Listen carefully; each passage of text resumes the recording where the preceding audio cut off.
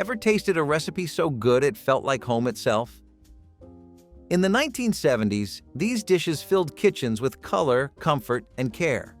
What if the meals worth remembering are the ones we forgot to keep? Macaroni and beef skillet dinners were a go-to weeknight meal in the 1970s because they only required one pan and a few cheap ingredients. Elbow macaroni was cooked directly in a tomato-based sauce, along with browned ground beef, onions, and whatever seasoning a cook had on hand. This method saved on both time and dishwashing, which mattered for busy families juggling work, school, and community life. The pasta soaked up all the flavors of the sauce, making the whole dish rich and hearty without needing a lot of meat. A small amount of cheese sprinkled on top was a treat, but even without it, the dish was flavorful and satisfying. For many families, this skillet meal was the definition of comfort food, filling, warm, and ready in under 30 minutes. It could easily be doubled to feed a crowd or packed up for the next day's lunch. The affordability and adaptability of macaroni and beef skillet made it a true staple, and its aroma cooking on the stove was often the sign that dinner was only minutes away. Meatloaf with ketchup glaze was not just a dish, it was a ritual. Every family had their version, passed down or made up, and somehow they all tasted like home. Ground beef stretched with breadcrumbs and eggs, seasoned with whatever was left in the spice rack, shaped into a loaf and topped with a thick smear of sweet ketchup, then baked until the glaze bubbled and caramelized at the edges. This was not fancy food. It was not supposed to be. It was designed to last, to satisfy, to keep you going.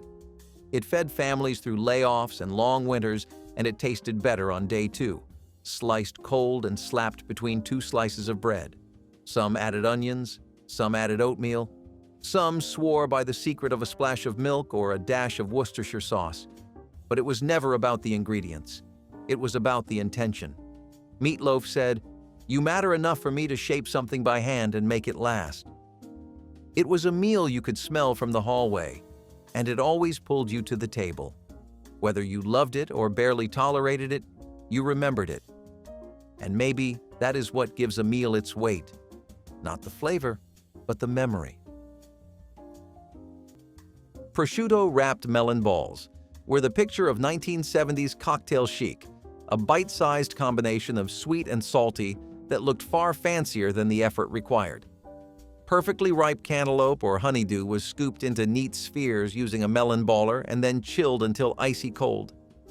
Thin slices of prosciutto were draped around each piece of fruit, their silky texture hugging the juicy melon like a soft ribbon. A quick twist of freshly cracked black pepper or a delicate brush of olive oil added a touch of complexity without distracting from the natural flavors. Hosts loved this recipe because it offered a luxurious taste of Europe with almost no preparation, and guests marveled at how such simple ingredients could feel so elegant.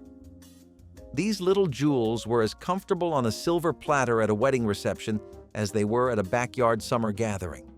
The contrast of salty cured meat and sweet chilled fruit provided a memorable first bite that captured the decade's fascination with global flavors. Ready in moments and gone even faster, this disco-era party plate remains a symbol of effortless entertaining that defined the quick yet stylish food trends of the time. Rice and bean burritos were a simple, filling meal that stretched inexpensive ingredients like rice and beans into a warm, portable wrap. Popular in the 1970s for budget-conscious families, these burritos combined basic pantry staples to create a dish that was hearty and easy to prepare. Cooking rice and beans together or separately, then wrapping them in a tortilla or flatbread, allowed people to make a meal that was satisfying without expensive proteins or fresh produce. Seasonings such as chili powder, garlic, or onions could be added to enhance flavor, but even plain versions provided plenty of energy and nutrition. The burrito format made this dish convenient for packed lunches, quick dinners, or even communal gatherings where food needed to feed many on a small budget. This dish exemplified the 1970s spirit of stretching food resources creatively and making simple ingredients feel special with a bit of ingenuity. Rice and bean burritos were a tasty way to turn humble staples into a memorable meal. Tuna noodle casserole was a dish stitched together from pantry leftovers and wartime wisdom. A can of tuna, a bag of egg noodles, and that mysterious glop of cream of mushroom soup. Top it with breadcrumbs or crushed potato chips, slide it into the oven, and wait until the corners start to crisp. It was the sound of stretching a paycheck, the smell of Tuesday night, the kind of dish that fed 5 for the price of 1. It showed up in PTA newsletters and Betty Crocker cookbooks, often under the name Easy Family Favorite. But even the kids knew better. The creamy gray sauce, the slippery noodles, the fishy undertone, it wasn't exactly restaurant fare. Yet there was something comforting about it, like a wool sweater you wouldn't wear in public but couldn't throw away. Moms swore by it, dads asked for seconds, and when you were sick, it tasted like effort, because behind every spoonful was someone trying to do their best with what they had. Tuna noodle casserole wasn't glamorous. It didn't need to be. It was warm, dependable, and just slightly sad in the way only mid-century meals could be. Egg and cheese breakfast muffins were a simple, affordable way to enjoy a hot breakfast using budget bread or biscuits, scrambled eggs, and melted cheese, popular in the 1970s. These handheld sandwiches could be made in batches, allowing families to feed multiple people quickly without needing expensive ingredients. Eggs provided protein and substance, while cheese added flavor and richness, making the muffins feel like a treat. Using inexpensive bread or homemade biscuits kept costs down while providing a soft, warm base for the fillings.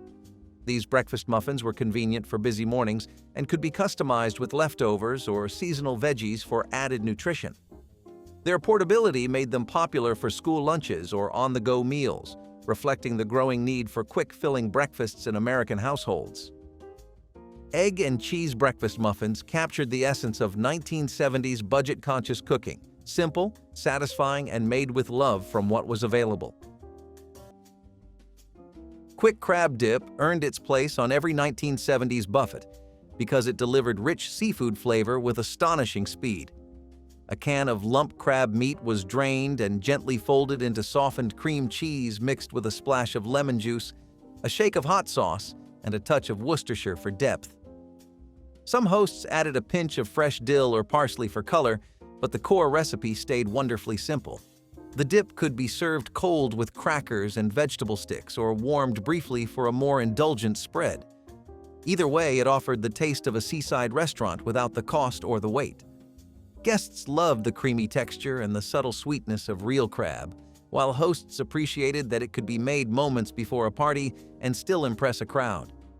In a decade where convenience foods ruled but flavor remained king, quick crab dip stood out as a 5-minute marvel that felt like a luxury. It proved that a well-stocked pantry and a little creativity could bring the ocean to any suburban kitchen with almost no effort at all. Pasta primavera was the dish that whispered, "Let's try something new," during a decade still learning what new could taste like. It wasn't smothered in sauce or packed with meat. Instead, it celebrated the humble joy of vegetables, carrots, broccoli, bell peppers, lightly sautéed and tossed with warm pasta. The colors alone felt like springtime in a bowl. In homes used to meat and potato dinners, pasta primavera was a gentle nudge toward freshness.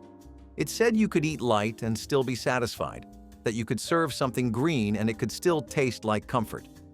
The seasoning was simple: olive oil, garlic, salt, and maybe a sprinkle of Parmesan if it was a good week.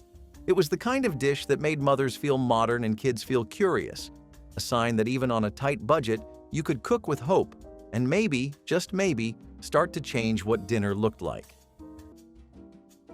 Pinto bean chili with cornbread was the kind of meal that could stretch to feed a large family without straining the grocery budget. Dried pinto beans, simmered until tender with onions, garlic, and a touch of chili powder, created a hearty base that did not need much meat to feel complete. When meat was used, it was often just a small amount of ground beef or sausage for flavor, rather than bulk. The cornbread, golden and slightly sweet, balanced the spice and added a filling side that could be made from inexpensive pantry ingredients. Together, the chili and cornbread made a meal that felt abundant, even if the ingredients were modest. This dish fit perfectly into the 1970s kitchen, where home cooks often relied on beans for affordable protein and looked for ways to make them exciting. Pinto bean chili was also easy to adapt, allowing cooks to use what they had without losing the comforting essence of the meal.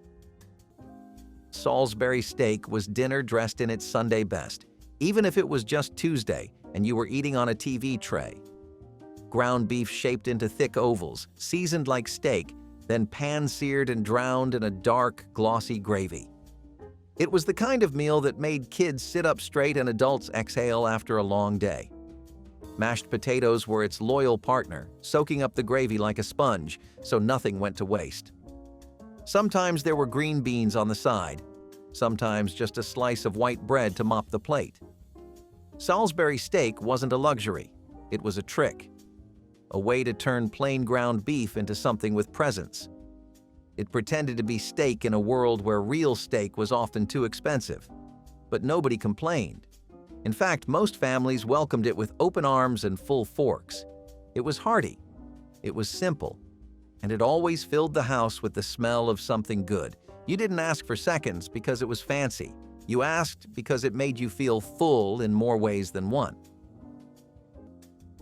Stuffed celery with pimento cheese combined cool crunch and creamy tang in a way that belonged on every 1970s party tray and buffet table. Fresh celery stalks were washed and cut into bite-sized lengths, their natural hollow centers waiting to be filled with a rich cheese mixture.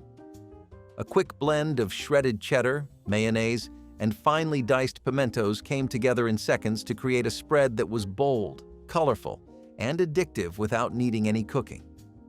The sharpness of the cheese met the gentle sweetness of the red peppers, creating a balance that pleased both children and adults alike at every gathering. Hosts loved that the snack stayed crisp and fresh on a platter for hours, allowing them to mingle instead of rushing back to the kitchen or worrying about soggy bread. Because every ingredient came straight from the refrigerator or pantry, preparation took no more than a handful of minutes and cleanup was almost nothing. Served alongside crackers or as a simple side dish, these stuffed stalks delivered a satisfying crunch and a creamy bite that perfectly captured the decade's love of easy entertaining. Quick, colorful, and delightfully nostalgic, it remains a timeless 5-minute recipe that still wins hearts today. Vegetable frittata with leftover veggies was a protein-packed casserole that rescued forgotten vegetables from the fridge, turning them into a hearty, affordable meal. Eggs, beaten and poured over diced carrots, peppers, onions, or greens, were baked until firm, creating a simple yet nourishing dish. This recipe was ideal for 1970s families who needed to make the most out of every grocery trip, using what was on hand rather than buying new ingredients. The frittata was filling enough to serve as a main dish and portable enough to be eaten cold for lunches or picnics. Its flexibility made it popular. Any combination of leftover vegetables could be tossed in without worrying about exact measurements. Baking the dish allowed the eggs to bind everything together, creating a warm, comforting meal that was easy on the wallet. Vegetable frittata highlighted the thrift and creativity of cooking during tough economic times while remaining delicious and satisfying. The cheese ball was the party's unspoken promise. This won't be fancy, but it will be filling. A snow globe of cheddar, cream cheese, and mystery spices rolled in crushed nuts or parsley, waiting patiently beside a ring of Ritz crackers. It showed up at every holiday gathering like an aunt who drank too much punch and told the same story every year. And yet, no one complained. The cheese ball was meant to be shared. Scooped with a knife or smashed with a chip, it was communal, greasy, and weirdly addictive. Some versions were sharp, others garlicky, and a few tasted like someone dropped ranch dressing into a cement mixer. But once it hit your tongue, you kept going. You had to. It was the law of nostalgia. Hostesses treated it like centerpiece art, shaping it into pine cones, pumpkins, or even snowmen. And somewhere between the second glass of wine and the 8th cracker, you realized this was the best thing on the table. The cheese ball never tried to be more than it was. That's why it was perfect.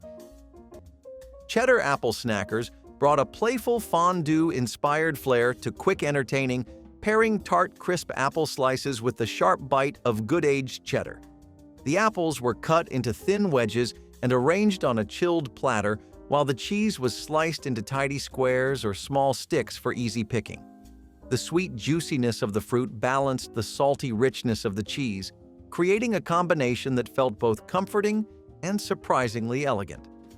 A light drizzle of honey or a sprinkle of cinnamon could be added at the last second for a little extra warmth, though the pairing needed no embellishment to shine.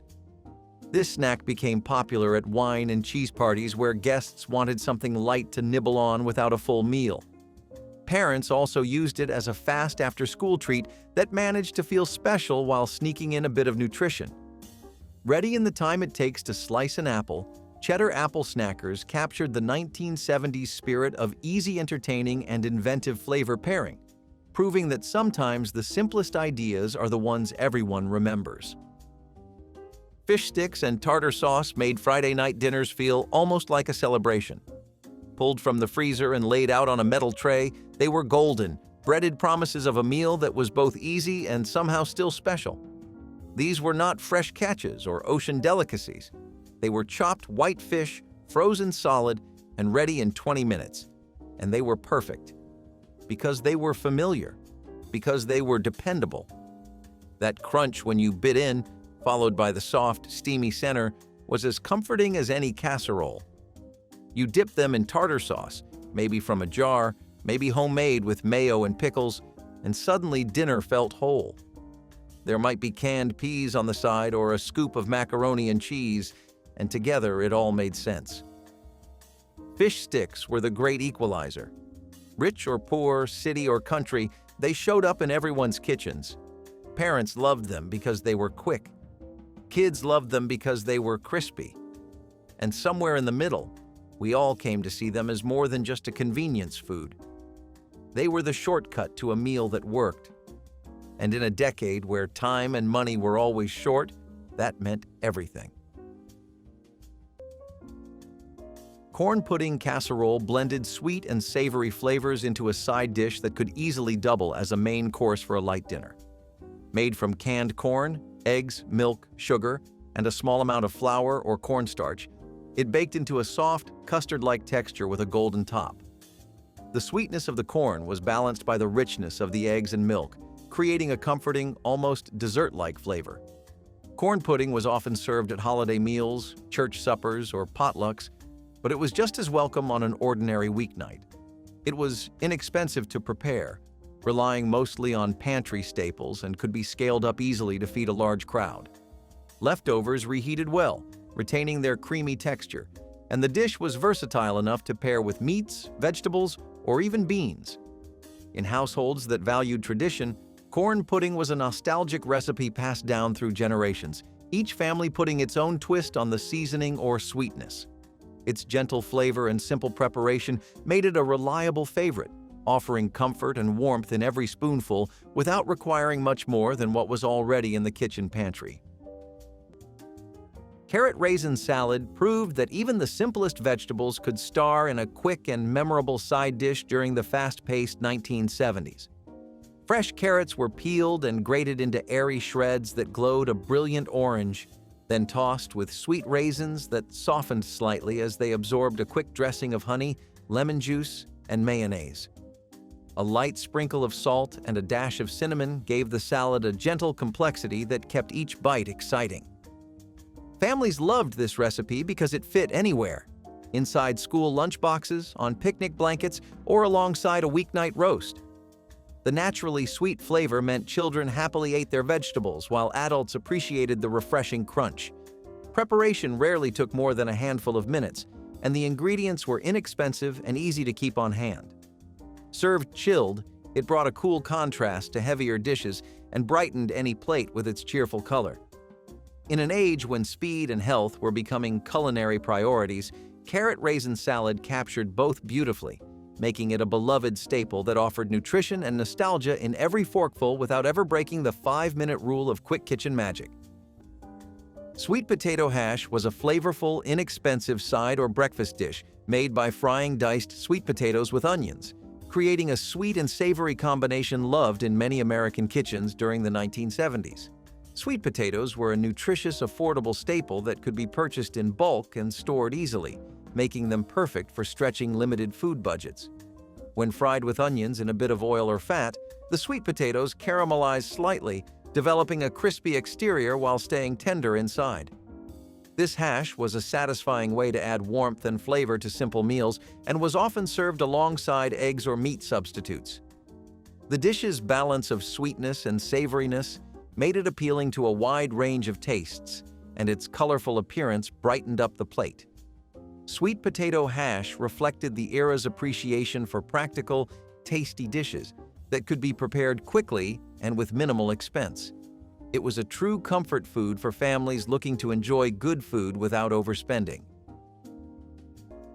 Meatloaf with hard-boiled eggs wasn't just food, it was a surprise in every slice.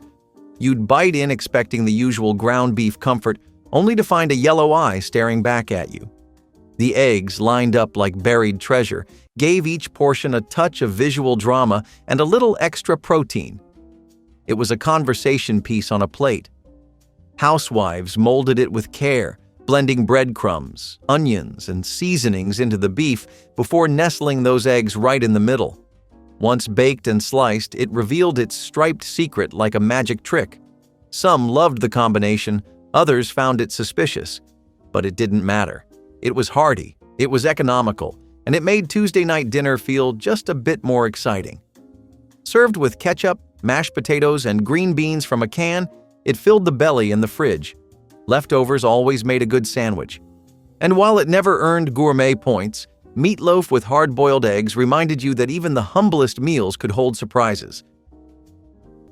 Potato and onion soup was a warming, economical soup made from pantry basics, perfect for chilly evenings in the 1970s when budgets were tight and comfort was needed most.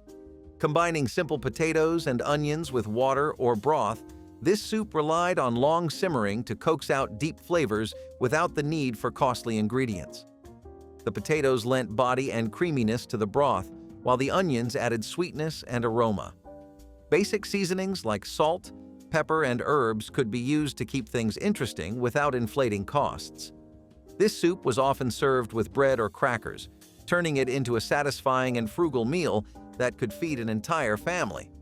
Its simplicity made it easy to prepare, requiring minimal time and skill, which was essential in many households juggling tight schedules and tight finances. Potato and onion soup became a beloved staple for those seeking nourishment and warmth without spending much, embodying the heart of 1970s home cooking. Yogurt. Parfaits with granola brought the early health movement right to the breakfast table with cheerful layers of color and texture. Plain or lightly sweetened yogurt was spooned into a clear glass, followed by fresh seasonal fruits such as strawberries, blueberries, or peaches. A crunchy layer of granola added a nutty contrast and a satisfying bite. Then the layers were repeated until the glass looked like a bright, edible rainbow. This simple assembly required no cooking and could be customized with whatever fruit or nuts were on hand. It was a quick, nourishing option that appealed to families eager to embrace the decade's growing focus on natural foods. Children loved the fun of spooning through the colorful layers, while adults appreciated the balance of protein, fiber, and natural sweetness.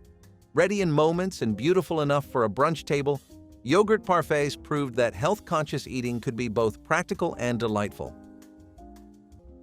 Chicken a la king sounded royal, but it was really a throne made of cream and leftovers. This dish was how you turned yesterday's chicken into tonight's triumph. Chopped white meat, soft mushrooms, and bits of green pepper swimming in a thick, buttery sauce. Sometimes you spooned it over toast, sometimes over rice, and sometimes over biscuits if you really wanted to feel rich. It was smooth, savory, and impossibly filling. The sauce turned even the driest meat into something tender. Chicken a la king came from fancier roots, but the 1970s made it a workhorse meal, good for tight budgets and tired cooks. You could dress it up or dress it down, and either way, it filled the house with the smell of something that mattered. And in homes where the paycheck barely made it to Friday, that was enough. Baked ziti with cottage cheese was a frugal twist on a beloved Italian-American classic. Instead of using ricotta, which could be expensive, cottage cheese provided a creamy, tangy layer between the pasta and sauce. The dish was assembled with cooked ziti, tomato sauce, a bit of mozzarella for melting, and the cottage cheese for richness. Baked until bubbling and slightly browned on top, It was a hearty meal that could be made ahead and reheated. This casserole-style pasta was perfect for busy families, as it could stretch to feed many and used pantry-friendly ingredients. In the 1970s, such substitutions were common, and home cooks took pride in creating satisfying meals without overspending. The result was a dinner that tasted indulgent while remaining budget-friendly. Goulash was America's answer to too many mouths and not enough money. A one-pot wonder of elbow macaroni, ground beef, tomato sauce, and whatever spices had not run out yet. It was not Hungarian goulash, though the name gave it a bit of foreign flair. This was something else, something ours. It cooked fast, stretched far, and tasted better the longer it sat. Some added corn, some added beans, others kept it simple. It did not matter. What mattered was how it fed everyone. Big portions, big comfort.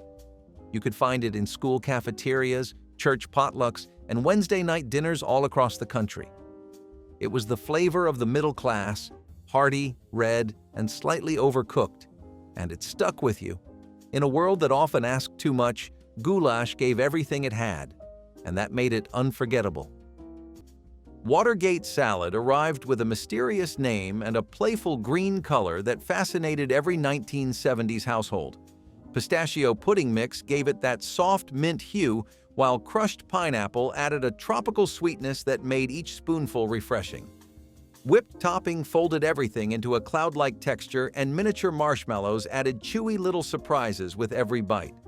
Some families tossed in chopped pecans for a gentle crunch, while others kept it smooth and creamy depending on what they had in the pantry. The entire recipe could be finished before the evening news even began, making it a hit for last-minute dessert needs or potluck contributions that required no stress. Children were drawn to the bright color, while adults appreciated the subtle, nutty flavor that set it apart from ordinary fruit salads and other quick sweets. Despite the political scandal sharing its name, Watergate salad kept its reputation as a cheerful treat for gatherings of all kinds and sizes. It required no stove, no oven, and no waiting, only a mixing bowl and a quick stir from start to finish. In less than 5 minutes, you could create something that looked whimsical and tasted indulgent, proving that the decade valued both speed and fun with a touch of flair.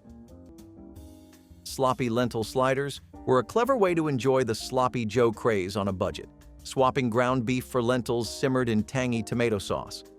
These mini patties were packed with flavor and nutrients, but cost a fraction of traditional meat sliders, making them a popular choice for families tightening their belts.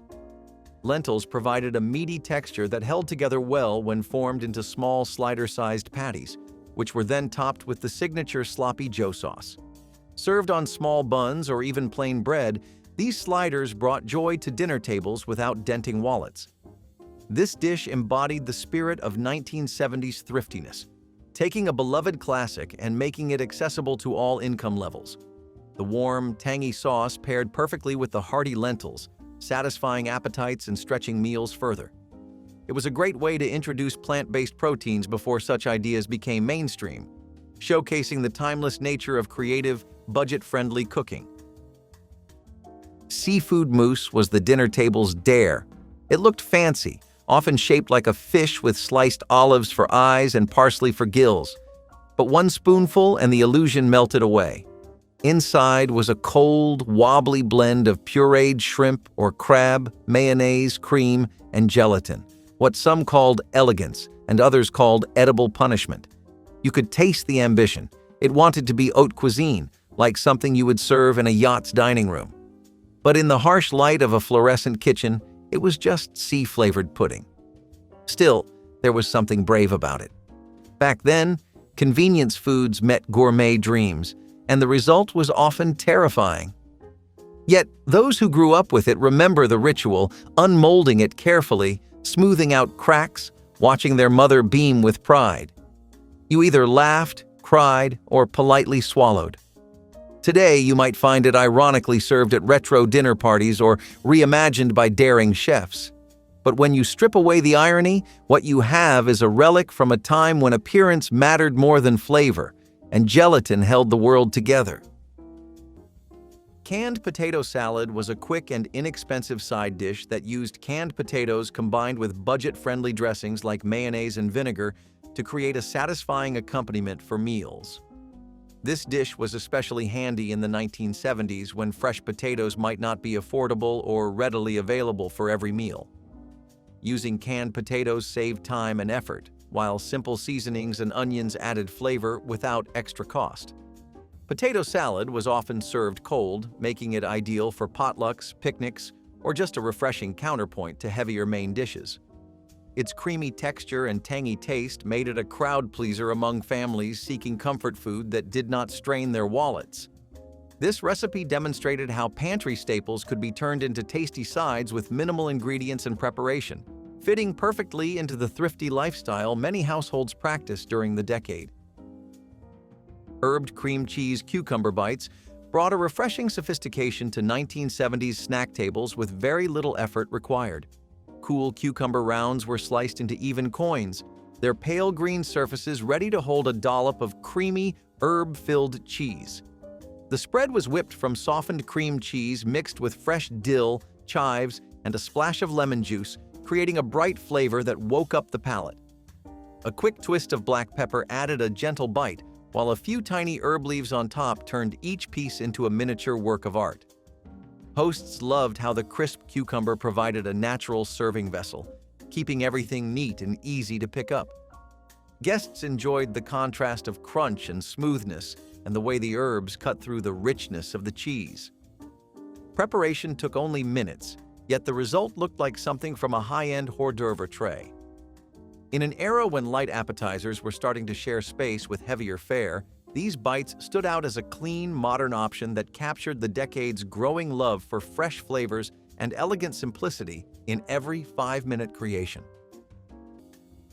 Shepherd's pie was not just a dish, it was a plan. A bottom layer of seasoned ground beef and vegetables, topped with a cloud of mashed potatoes and baked until golden.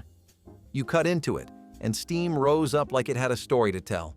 The meat was savory, the potatoes smooth, and every bite reminded you of warmth. This was the kind of meal that turned leftovers into a second chance. Even the potatoes might have been from the night before, whipped back to life with a splash of milk. You did not need a cookbook, just memory, instinct, and maybe your mother's voice in your head. It fed big families, tight schedules, and long winters without a word of complaint. In many homes, this was the only kind of pie anyone ever saw. It was food that used what was left and made it feel whole again. A casserole in form, but closer to a tradition in spirit. In homes with few frills, shepherd's pie was a celebration of thrift, a meal that gave more than it took. Cabbage and noodle stir-fry, often called haluski, was a humble yet comforting dish rooted in Eastern European tradition and adopted in many American kitchens for its simplicity and low cost. Wide egg noodles were tossed with sautéed cabbage and onions cooked in plenty of butter until everything was tender and slightly caramelized. The sweetness of the cabbage balanced the savory richness of the butter, creating a dish that was greater than the sum of its parts. Haluski could be served on its own for a meatless dinner or as a hearty side alongside sausages or roasted meats. It was especially popular during colder months when cabbage was inexpensive and easy to store, making it a reliable staple for budget-conscious households. The recipe required only a handful of ingredients, yet delivered a deeply satisfying flavor that kept it in regular rotation. Some cooks added bits of bacon or kielbasa for extra richness when budgets allowed, while others kept it purely vegetarian. In either case, it was a dish that offered warmth, familiarity, and comfort, reminding families that simple, affordable cooking could still be full of heart and tradition without requiring expensive ingredients. Porcupine meatballs were strange little miracles, humble spheres of ground beef and white rice simmering in a bath of tomato sauce that smelled like home. The name made kids laugh, but the taste made them quiet. These were the kinds of suppers that worked behind the scenes, holding families together while the world kept pushing in from every side. They were called porcupine because the rice poked through like little spines, but nobody cared about the looks. It was about stretching meat when meat was scarce, and rice was cheap and filling. Mothers learned it from pamphlets, from neighbors, from church potlucks, and made it their own. The tomato sauce turned sharp ingredients soft, mellowed out by slow simmering and kitchen patience. You might have had them with green beans from a can or just bread soaked in sauce. There was no need to pretend they were fancy. They were enough. Enough to feed a family. Enough to say, "We'll get through this." The meat was never prime, the rice sometimes overcooked, but none of that mattered. Because the memory of sitting at the table, your legs swinging just above the floor, eating a plate of those soft little meatballs that stays with you longer than the taste ever did. The smell still lingers in old kitchens and secondhand cookbooks, waiting to be remembered. Pineapple cottage cheese salad offered the kind of sweet and savory combination that perfectly captured 1970s creativity with canned fruit. Thick, golden rings of pineapple came straight from the can, their syrupy edges glistening in the light of a retro kitchen. A generous scoop of creamy cottage cheese was placed in the center, creating a soft contrast to the bright fruit. A single maraschino cherry on top gave a pop of red that looked cheerful enough to make any dinner plate feel like a celebration. The beauty of this recipe was its complete reliance on pantry staples that were always on hand and needed no heat or chopping. It was cool, refreshing, and surprisingly filling, making it a favorite for potlucks and quick weeknight sides alike. Children loved the hint of sweetness, while adults enjoyed the light protein boost that kept the dish from being a pure dessert. Served on a bed of crisp lettuce or plain on a small saucer, it carried a quiet elegance that fit right in at backyard barbecues or church socials. In under 5 minutes, anyone could create a dish that tasted indulgent yet wholesome, proof that the 1970s knew how to dress up even the simplest ingredients. Mock tuna salad, made with mashed canned chickpeas, gave families a vegetarian option that saved money while still feeling satisfying. By substituting expensive tuna with protein-packed chickpeas, people could whip up a creamy, flavorful salad using budget pantry staples like mayonnaise, celery, and a dash of mustard. This clever switch allowed folks to enjoy the familiar tang and texture of a tuna salad sandwich without reaching for costly canned fish. It was especially handy during the 1970s when canned goods were pantry mainstays and fresh ingredients were often hard to afford. The salad was versatile too, perfect served on bread, crackers, or simply eaten by the spoonful, making it a go-to for quick lunches or potluck dishes. The gentle, earthy flavor of the chickpeas paired well with the crunchy veggies, providing a satisfying bite every time. This dish stood as proof that a little creativity could turn humble ingredients into something special, and it brought smiles to many faces who craved something familiar but affordable. Frosted sandwich loaf was a cake in disguise, and its secret was savory. Layers of white bread spread with fillings like egg salad, ham salad, and chicken salad, stacked high and then frosted with tinted cream cheese. It looked like dessert, but tasted like the lunch table. Often decorated with pimento slices or parsley, it dazzled guests before bewildering them. Cutting into it revealed pastel-colored layers, each with its own texture and flavor. This was not just food, it was performance. Perfect for bridal showers, ladies' luncheons, and retro picnics, it was the 1970s answer to edible art. Mothers made them with pride. Daughters smiled politely. Husbands asked for seconds, sometimes out of curiosity more than hunger. It was not about flavor, it was about presentation. This dish existed in a brief moment when domestic creativity met culinary chaos. And while it rarely appears today, those who remember it do not forget it. It was bold. It was strange. It was the sandwich that wanted to be a cake and almost got away with it. Split pea soup with ham bone was a thrifty cook's dream, transforming simple dried peas and leftover ham trimmings into a thick, flavorful meal. The ham bone, often saved from a previous roast, was simmered slowly with split peas, onions, carrots, and celery until the peas broke down into a velvety texture. The marrow and scraps from the bone infused the soup with a deep, smoky richness without requiring additional meat. This was a dish that could simmer on the stove all afternoon, filling the home with a comforting aroma that promised warmth and satisfaction. Inexpensive, nourishing, and filling, split pea soup could feed a family for pennies a bowl.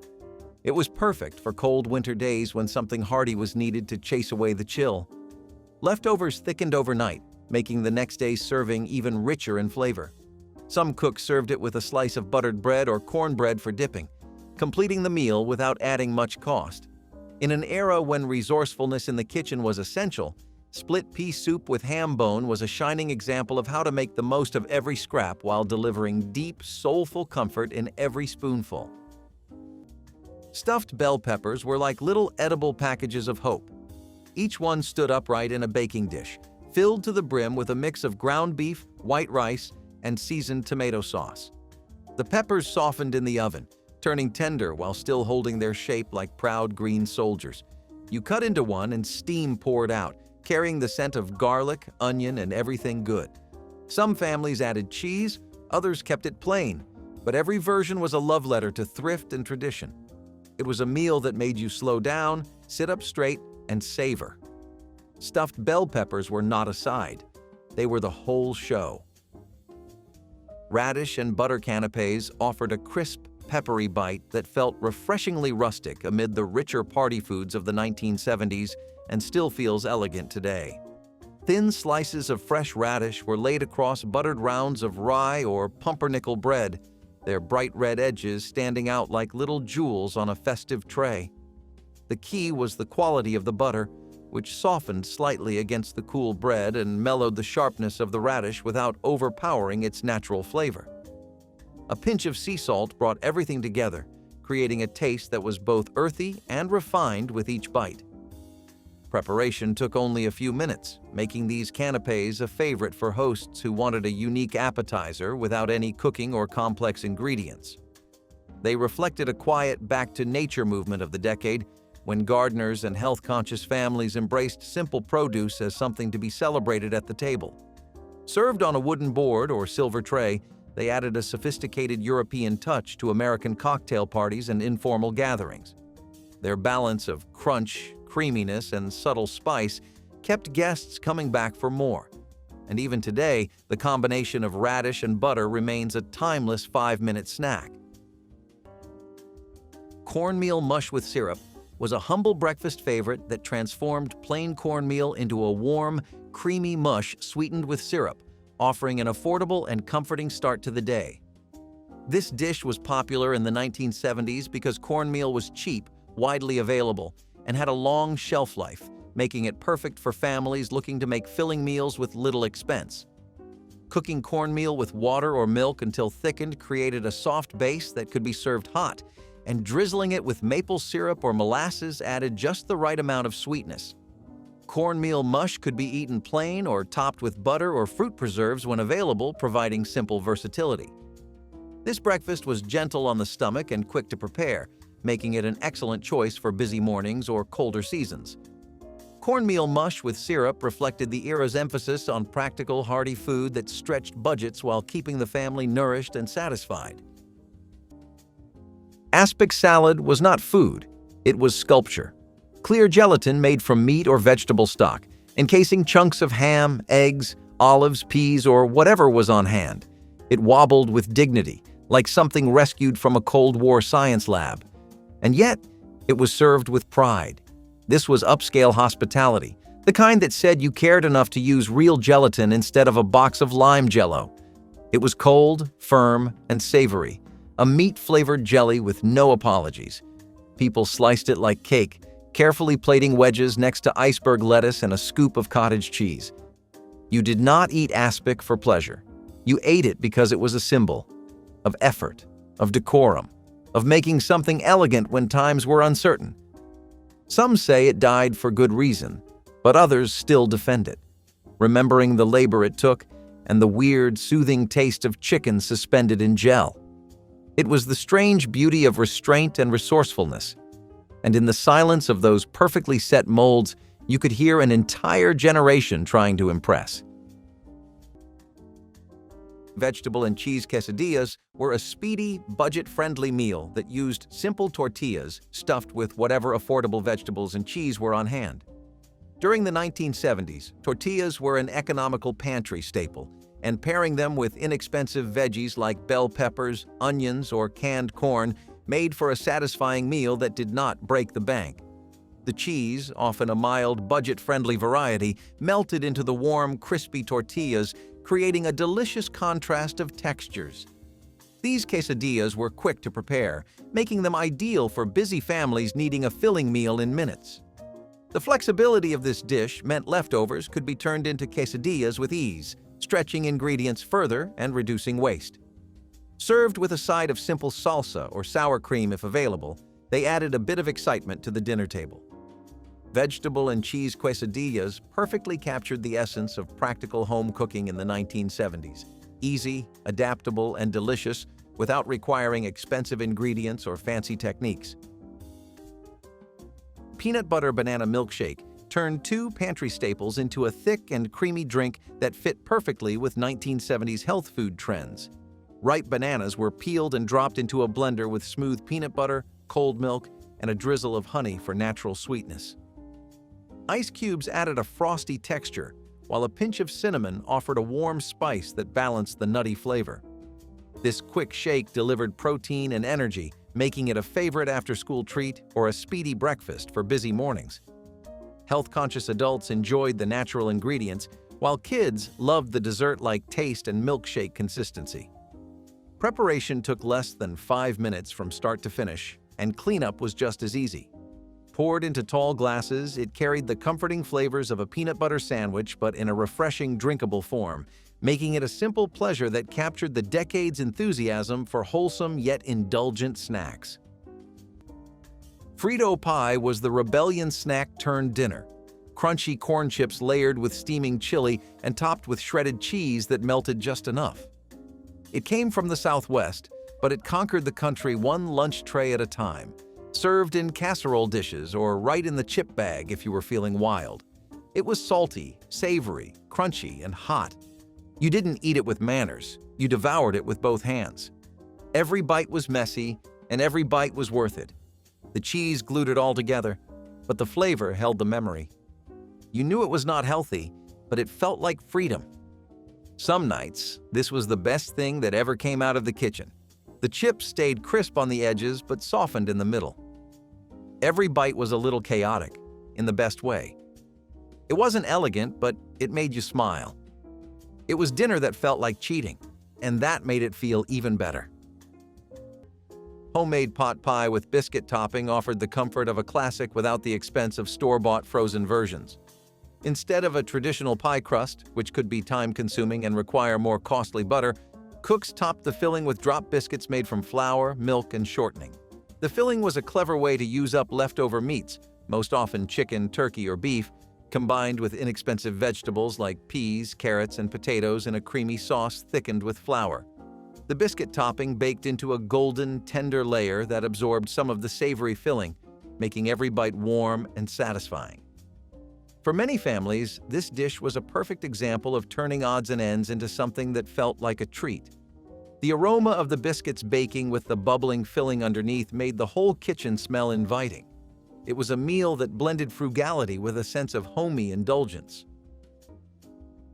Creamed tuna on toast was the cousin of chipped beef, humble, quick, and quietly dependable. Canned tuna stirred into a thick white sauce, poured over toasted bread that had seen better days. It wasn't glamorous, but it was filling, and in the right moment, it felt like a blessing. You made it when there was nothing fresh and no energy to pretend otherwise. The sauce was simple, flour, butter, milk, but it transformed the tuna like a kind of kitchen magic. Some nights it was served in silence, not because it was bad, but because it just worked. It was the food of mothers with bills to juggle and kids to calm. Even if the toast was burnt, nobody complained. It still felt like enough. You might add peas if you had them, or melt a bit of cheese on top to stretch the flavor. The sauce clung to the bread like it belonged there, like it was always meant to turn the simplest ingredients into something warm, something that filled your stomach and your silence. Instant French onion dip became the undisputed king of 1970s snack tables because it required almost no effort and tasted like you had been cooking all afternoon for guests. A tub of cool sour cream met a packet of dry onion soup mix in a simple mixing bowl, and within seconds, the dip was ready to enjoy. The dehydrated onions softened just enough to release a sweet, savory flavor that paired perfectly with crisp potato chips or fresh vegetable sticks for a balanced bite. This recipe fit the decade's fascination with convenience foods while still delivering a homemade feel that impressed friends and neighbors at casual gatherings. It was the go-to choice for game nights, backyard barbecues, and any gathering where people wanted to snack without interruption or wait for something to bake. Hosts appreciated that it could be made in advance or moments before guests arrived, and it never failed to disappear before the evening was over. No oven, no stove, not even a cutting board was required, just a quick stir, and it was complete. The creamy texture and bold flavor made it an instant classic that generations still remember fondly today, proof that simple ideas often last the longest. Peanut butter and oat bars were a homemade, no-fuss snack that combined simple pantry ingredients like rolled oats and peanut butter into a filling and affordable treat. These bars were perfect for busy families and kids needing something to keep hunger at bay between meals without costing a fortune. Mixing just a few ingredients into a pan, then baking or chilling them into bars made for an easy and portable snack.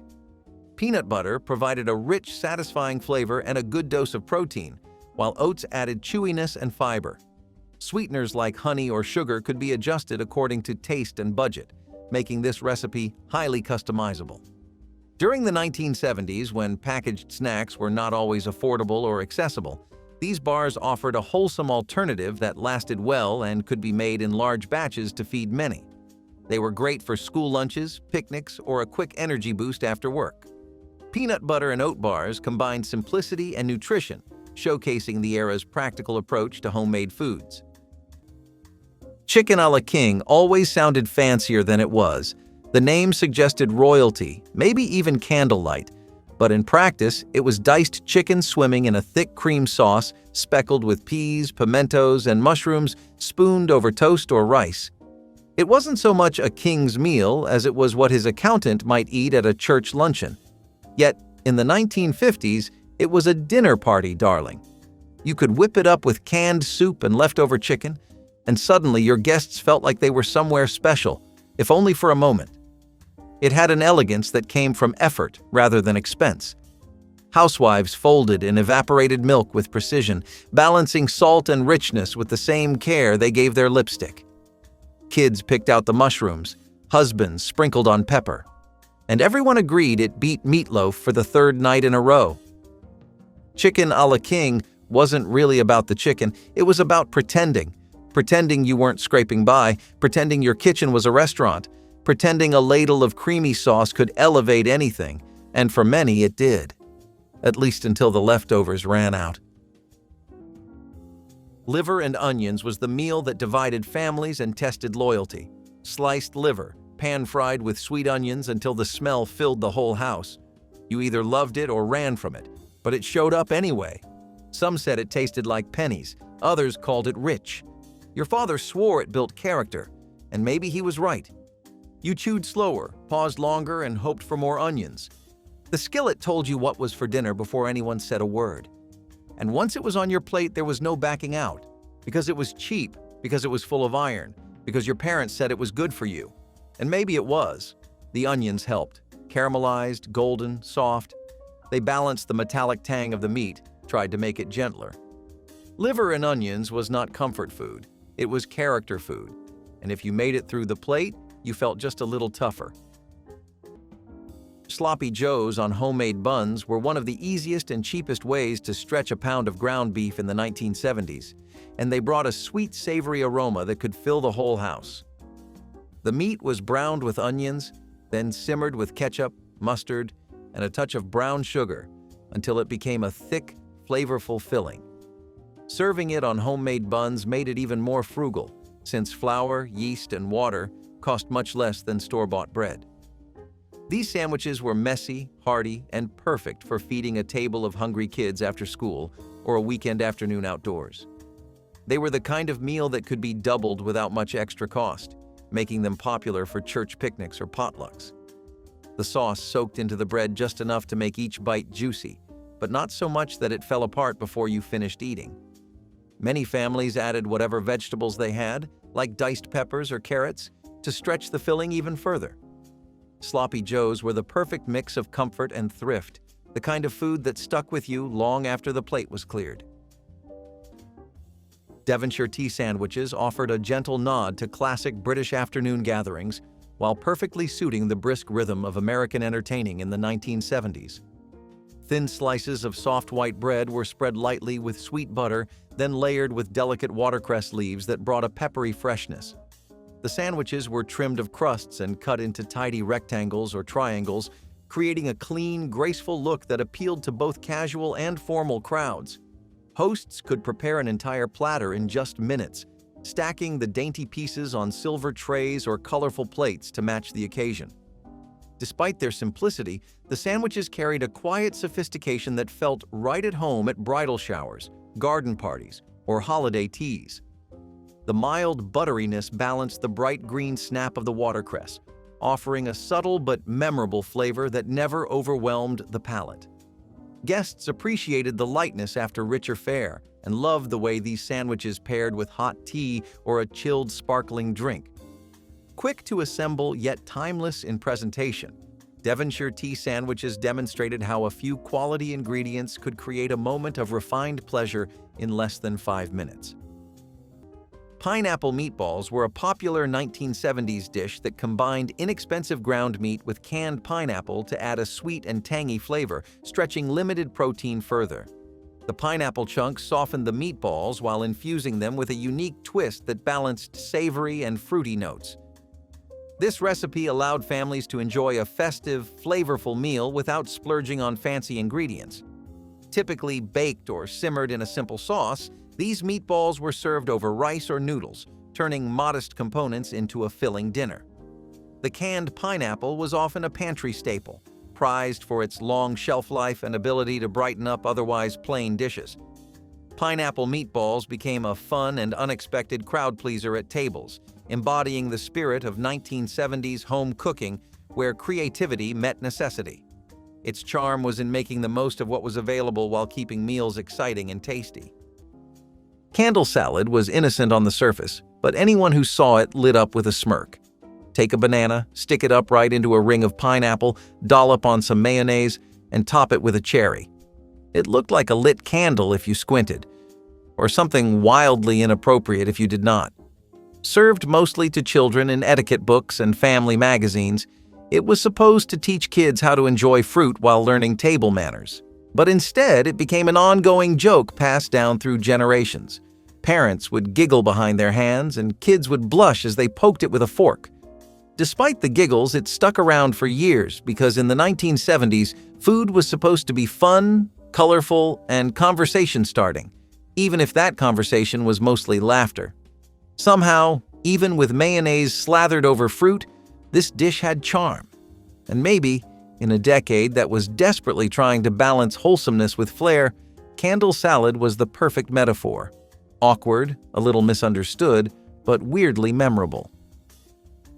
Creamed peas on toast offered a quick and creamy way to enjoy vegetables, serving tender peas in a rich white sauce over crispy toast, making it a popular breakfast or light supper option during the 1970s. This dish was budget-friendly because it used canned or frozen peas and pantry ingredients like milk, butter, and flour to create a silky sauce. The creamy texture softened the peas, making them more appealing to children and adults alike, while the toast provided a crunchy base that helped stretch the meal further. It was a go-to recipe for households wanting to add a bit of vegetable goodness to their diets without splurging on fresh produce. The comforting combination of warm toast and rich sauce made it feel indulgent despite its simplicity and low cost. Creamed peas on toast captured the era's balance between thrift and taste, reminding families that even humble ingredients could come together to form a delicious and satisfying dish. Curried egg salad. Lettuce cups turned a classic lunchtime staple into something exotic and lively, reflecting the 1970s fascination with international spices. Hard-cooked eggs were quickly chopped and blended with mayonnaise, a dash of mustard, and a fragrant spoonful of golden curry powder.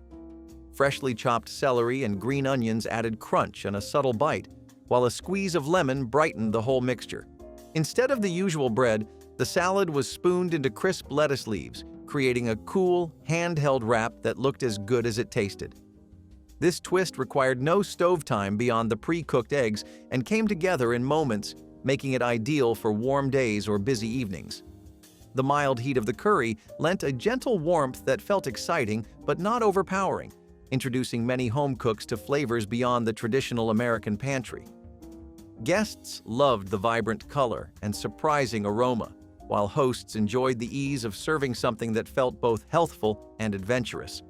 In just a few minutes, these lettuce cups showed how a small change in seasoning could reinvent an old favorite. Beef stroganoff felt like a peek into something fancy, even when made on a shoestring budget. The idea of it, tender beef in a creamy mushroom sauce over buttery egg noodles, sounded like something you would get in a restaurant, not a cramped kitchen with dollar store pots. But the magic of the 1970s was making elegance out of limitations. Families used the cheapest cuts of beef, browned quickly in a pan, then smothered them in condensed mushroom soup or sour cream. The sauce would bubble thick, cling to every noodle, and carry that rich umami flavor that made your shoulders drop after the first bite. It was hearty without being heavy, creamy without being complicated. Sometimes you added onions, sometimes paprika, but mostly you kept it simple. This was not a dinner you rushed. You made it on nights when you wanted to pretend a little. Pretend you were somewhere else. Pretend you had more.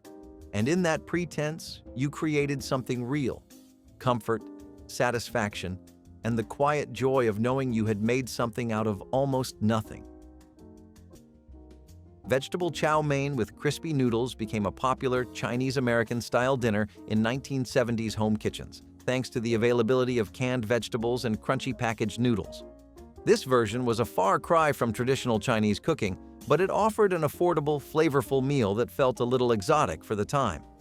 A simple sauce made from soy, broth, and cornstarch-coated stir-fried vegetables like celery, bean sprouts, and onions, which were served over a bed of crispy noodles. The combination of textures, soft vegetables and crunchy noodles, made it appealing to both kids and adults. It was a meatless option that still felt substantial, making it perfect for families trying to cut grocery costs. The recipe's adaptability meant that whatever vegetables were in the pantry could be used, keeping costs low and waste minimal. In a decade when international flavors were just starting to enter mainstream kitchens, vegetable chow mein offered a taste of something different without breaking the budget. It was a cheap, cheerful dinner that stood out from the usual weeknight meals while still being easy to prepare at home. Sloppy Joes never asked for permission to be messy. They just were. And in that mess, saucy, sweet, tangy, and served on soft hamburger buns, you found the kind of joy that only kids with stained shirts and sauce-covered faces really understood. These sandwiches were the chaos of childhood, the fast fix after a long day, the supper that did not care about table manners.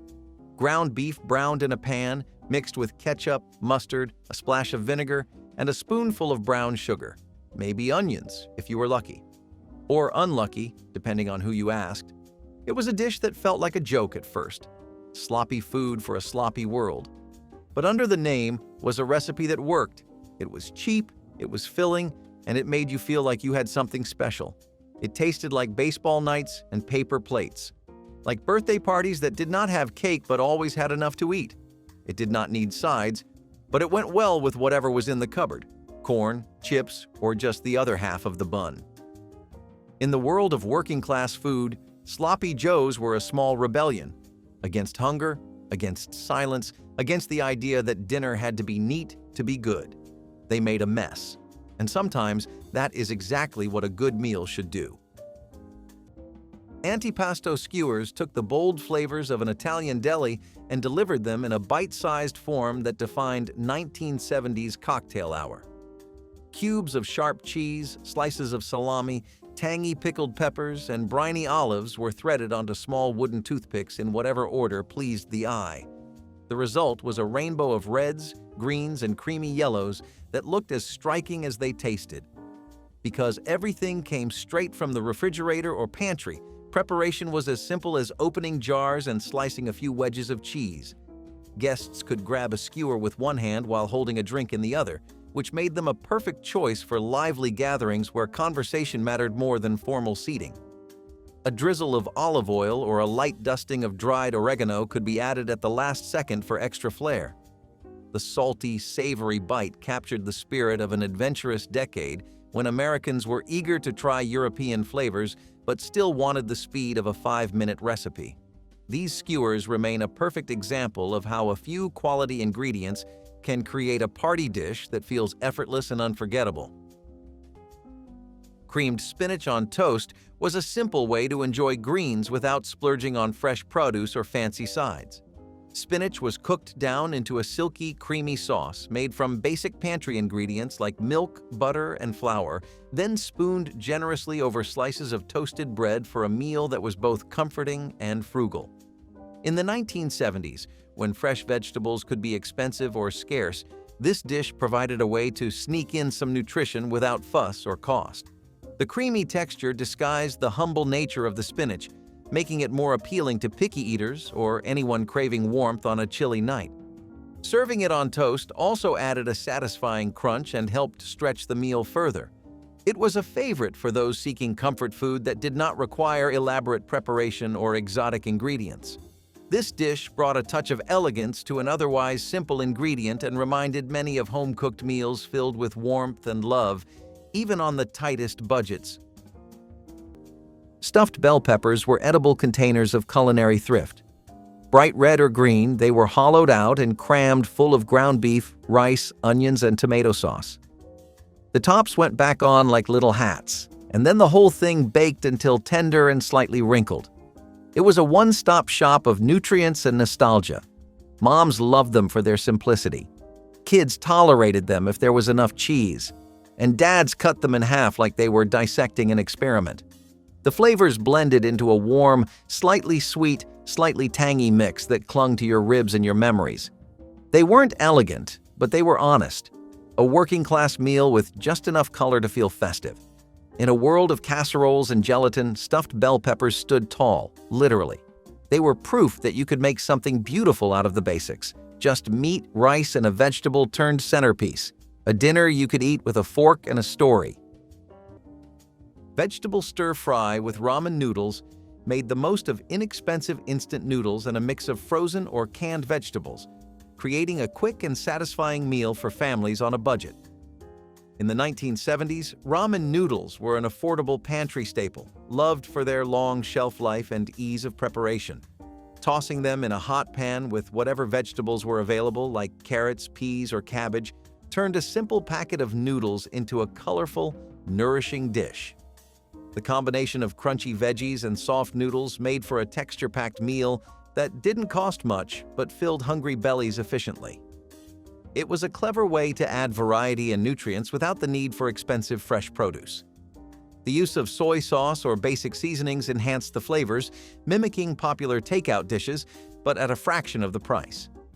This dish quickly became a favorite for weeknight dinners and lunch boxes alike, proving that resourcefulness in the kitchen could lead to tasty, wholesome results even during tight times. Vegetable stir-fry with ramen noodles captured the essence of 1970s thrift and comfort food. Mini pizzas on English muffins became an instant family favorite because they delivered the flavor of a pizzeria without a delivery phone call or a long wait. Pre-toasted muffin halves provided a sturdy base that crisped beautifully under a broiler.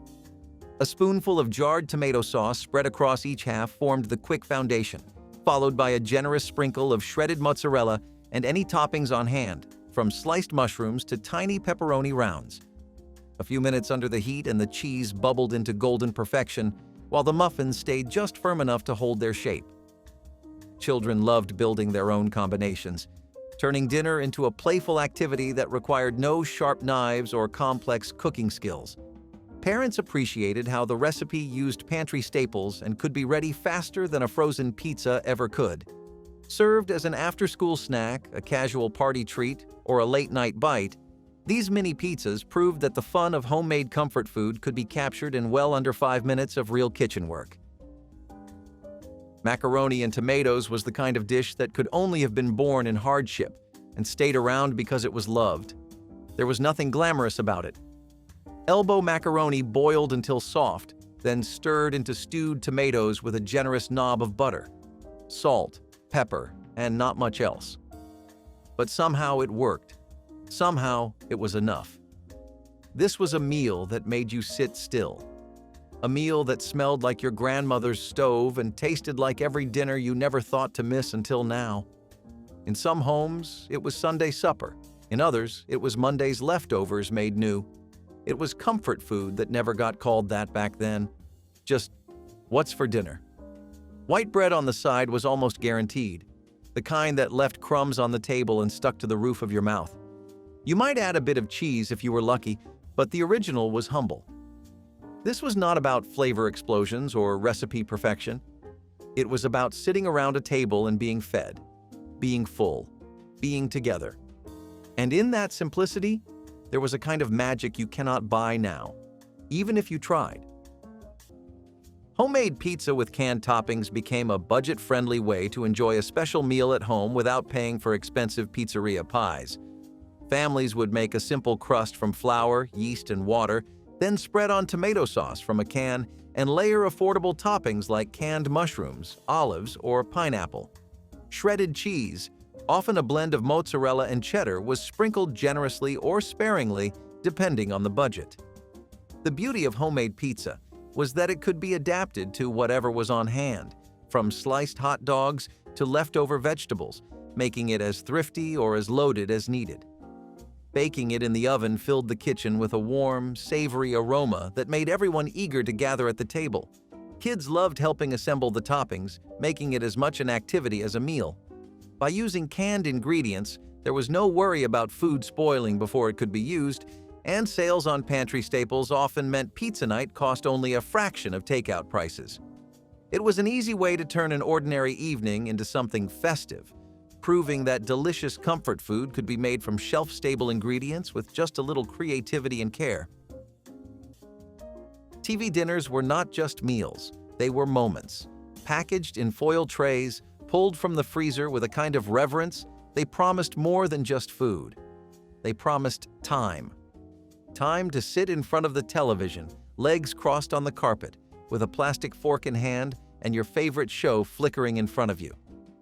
Each tray had its sections: meat with brown gravy, mashed potatoes with a crater of margarine, peas or corn that somehow tasted frozen even when hot, and a tiny dessert you always ate first. It was not gourmet, it was barely warm sometimes, but it was yours. And for a child in the 1970s, eating a TV dinner meant independence. It meant being part of a modern world, even if just for 20 minutes. For parents, it meant one less pot to clean, one less battle to fight. And sure, the meat was tough and the peas were weird, but that did not matter. What mattered was the experience, the novelty, the quiet miracle of having dinner without having to make it. In a decade filled with hard choices, TV dinners offered one easy one. And sometimes, that was enough to feel okay for just a little while. Gazpacho shots brought a cool Mediterranean breeze to warm American evenings and made every casual gathering feel like a fashionable European cafe. Ripe tomatoes, crisp cucumbers, green peppers, and a splash of red wine vinegar were blended until smooth and then chilled until the flavors mingled into a refreshing soup. Instead of serving it in a traditional bowl, hosts poured the mixture into tiny shot glasses or small tumblers, turning a humble peasant dish into a glamorous party starter. Guests could sip it like a drink or tip the glass back in one smooth motion, savoring the cold burst of garden-fresh flavor that cooled the palate instantly. Preparation was wonderfully simple. A few minutes with a blender, a quick rest in the refrigerator, and it was ready. This dish appealed to health-conscious diners exploring lighter fare and adventurous partygoers eager to try Spanish-inspired flavors. In an era obsessed with convenience but open to international ideas, gazpacho shots delivered sophistication without a single moment near the stove. Their bright color and lively taste made them an unforgettable highlight of any 1970s soiree, proving that 5-minute recipes could indeed be both bold and refined.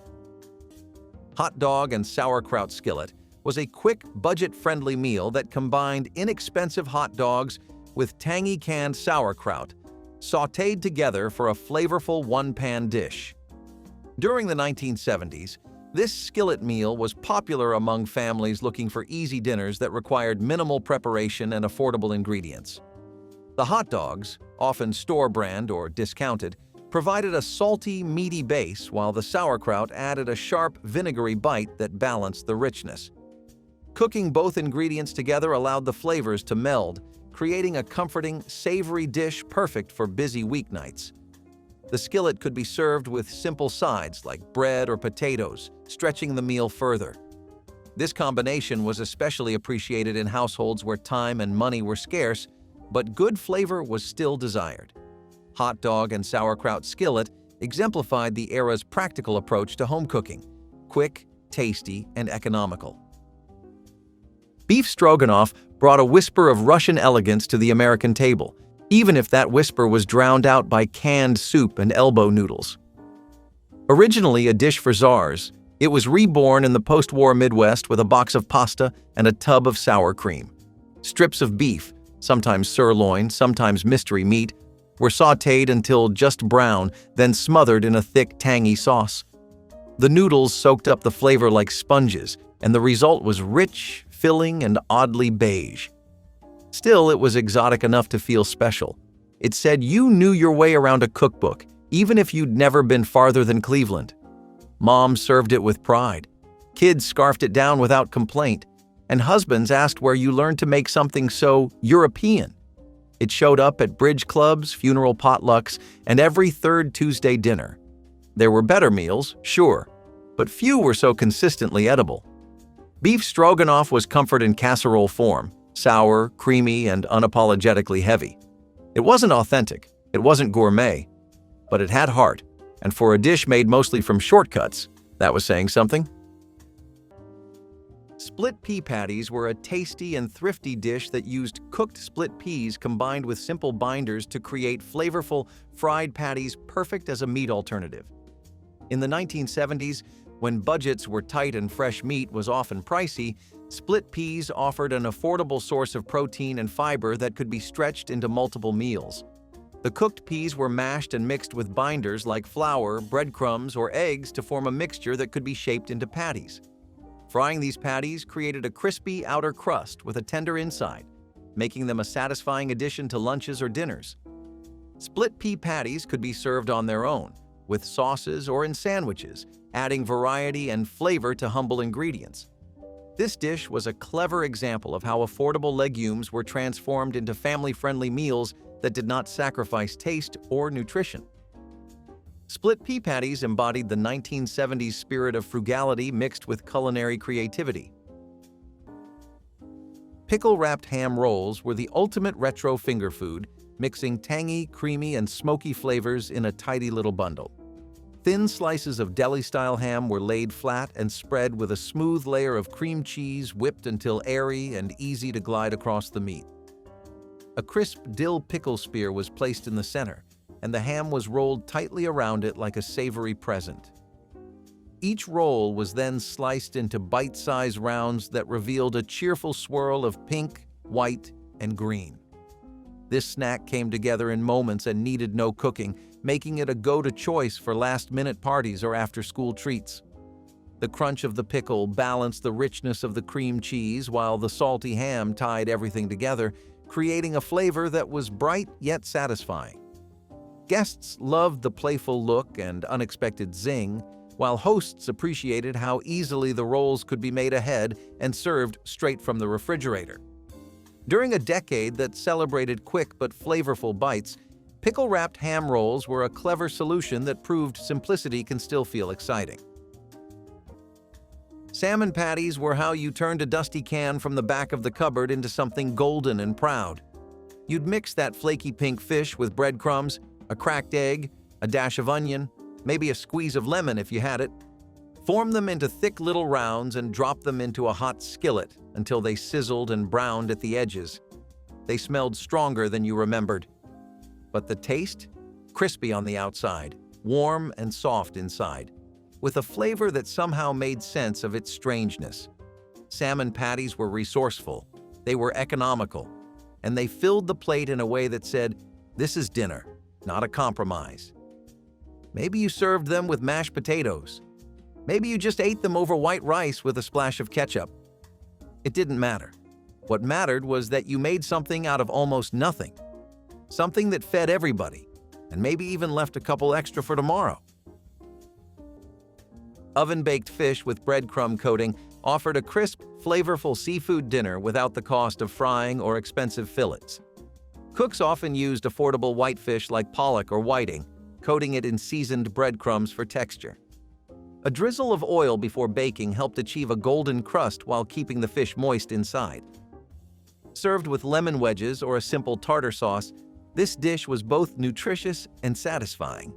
It was a popular choice for families looking to add variety to their weeknight meals without straining the budget.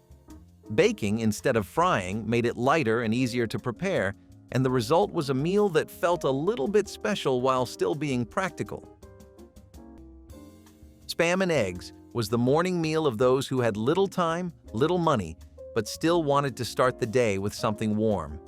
That metal can, with its unmistakable pop and salty perfume, was a fixture on the counter in countless kitchens.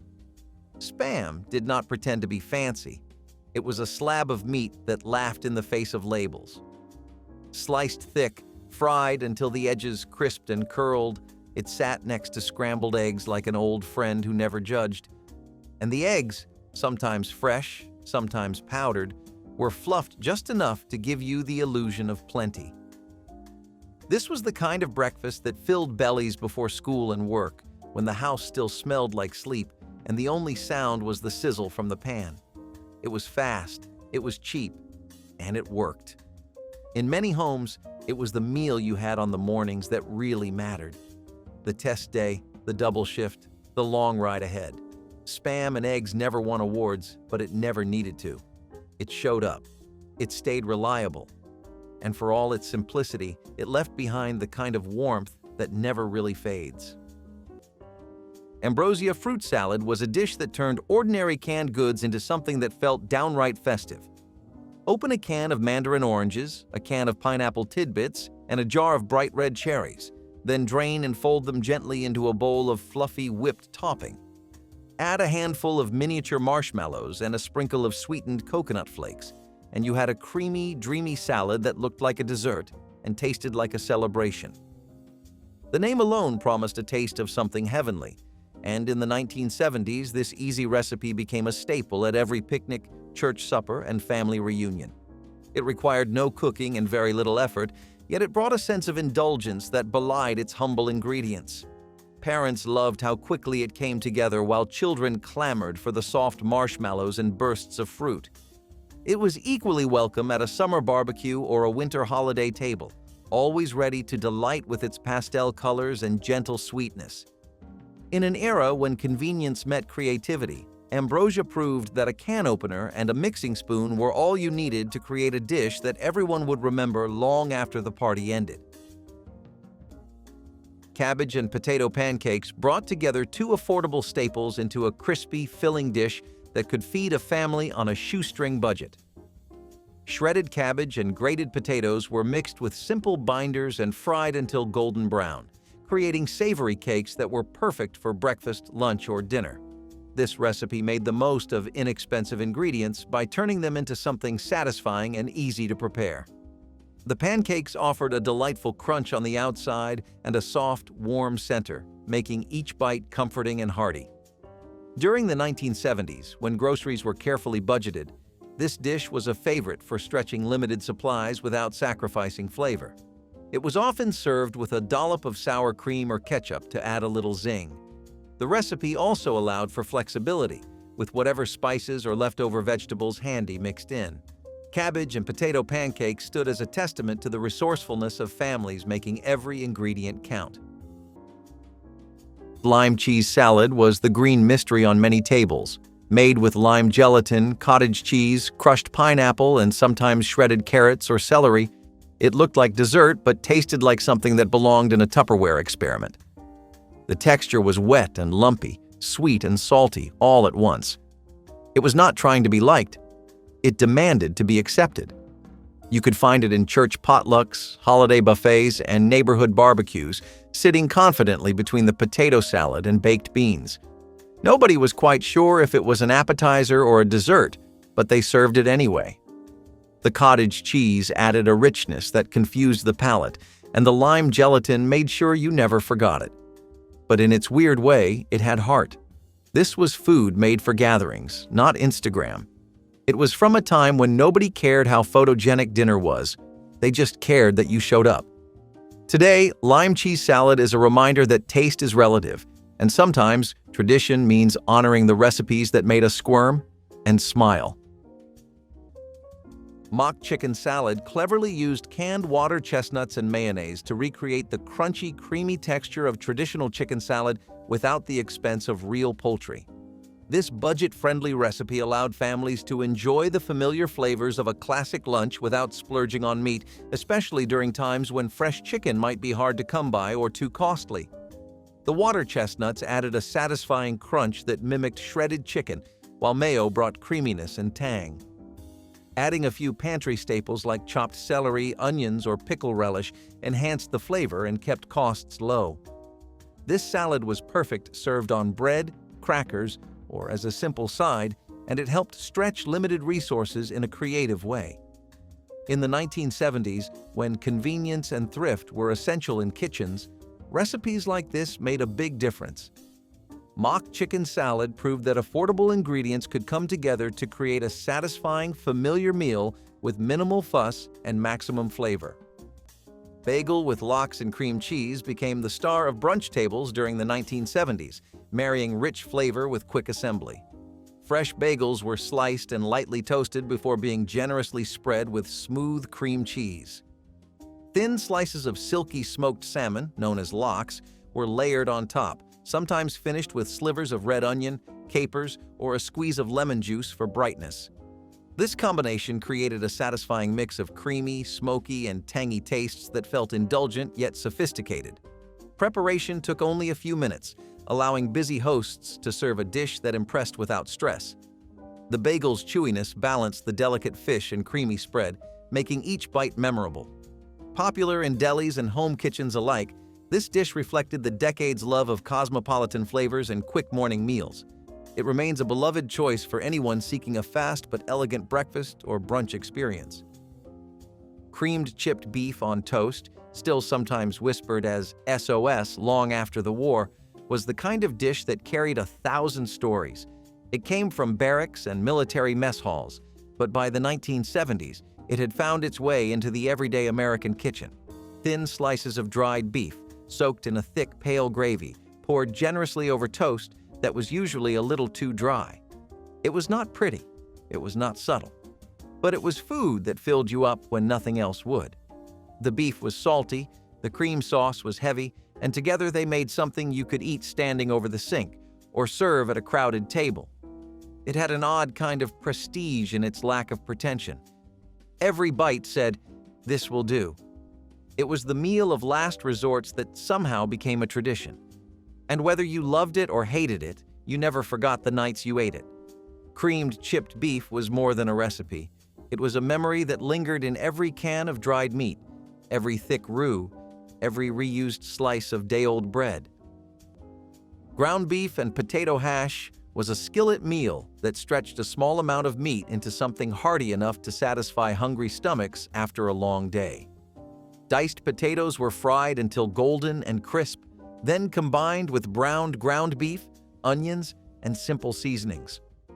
The result was a dish with plenty of texture, crispy edges on the potatoes, tender bits of beef, and the sweetness of caramelized onions tying it all together. This meal was endlessly adaptable, with some families adding vegetables like bell peppers or corn for extra flavor and bulk. It was a natural choice for breakfast, lunch, or dinner, and it could be made in large batches without much extra effort. In frugal kitchens, hash was a way to make every ingredient count. turning basic staples into something satisfying and filling. It was also quick to prepare, making it a weeknight favorite.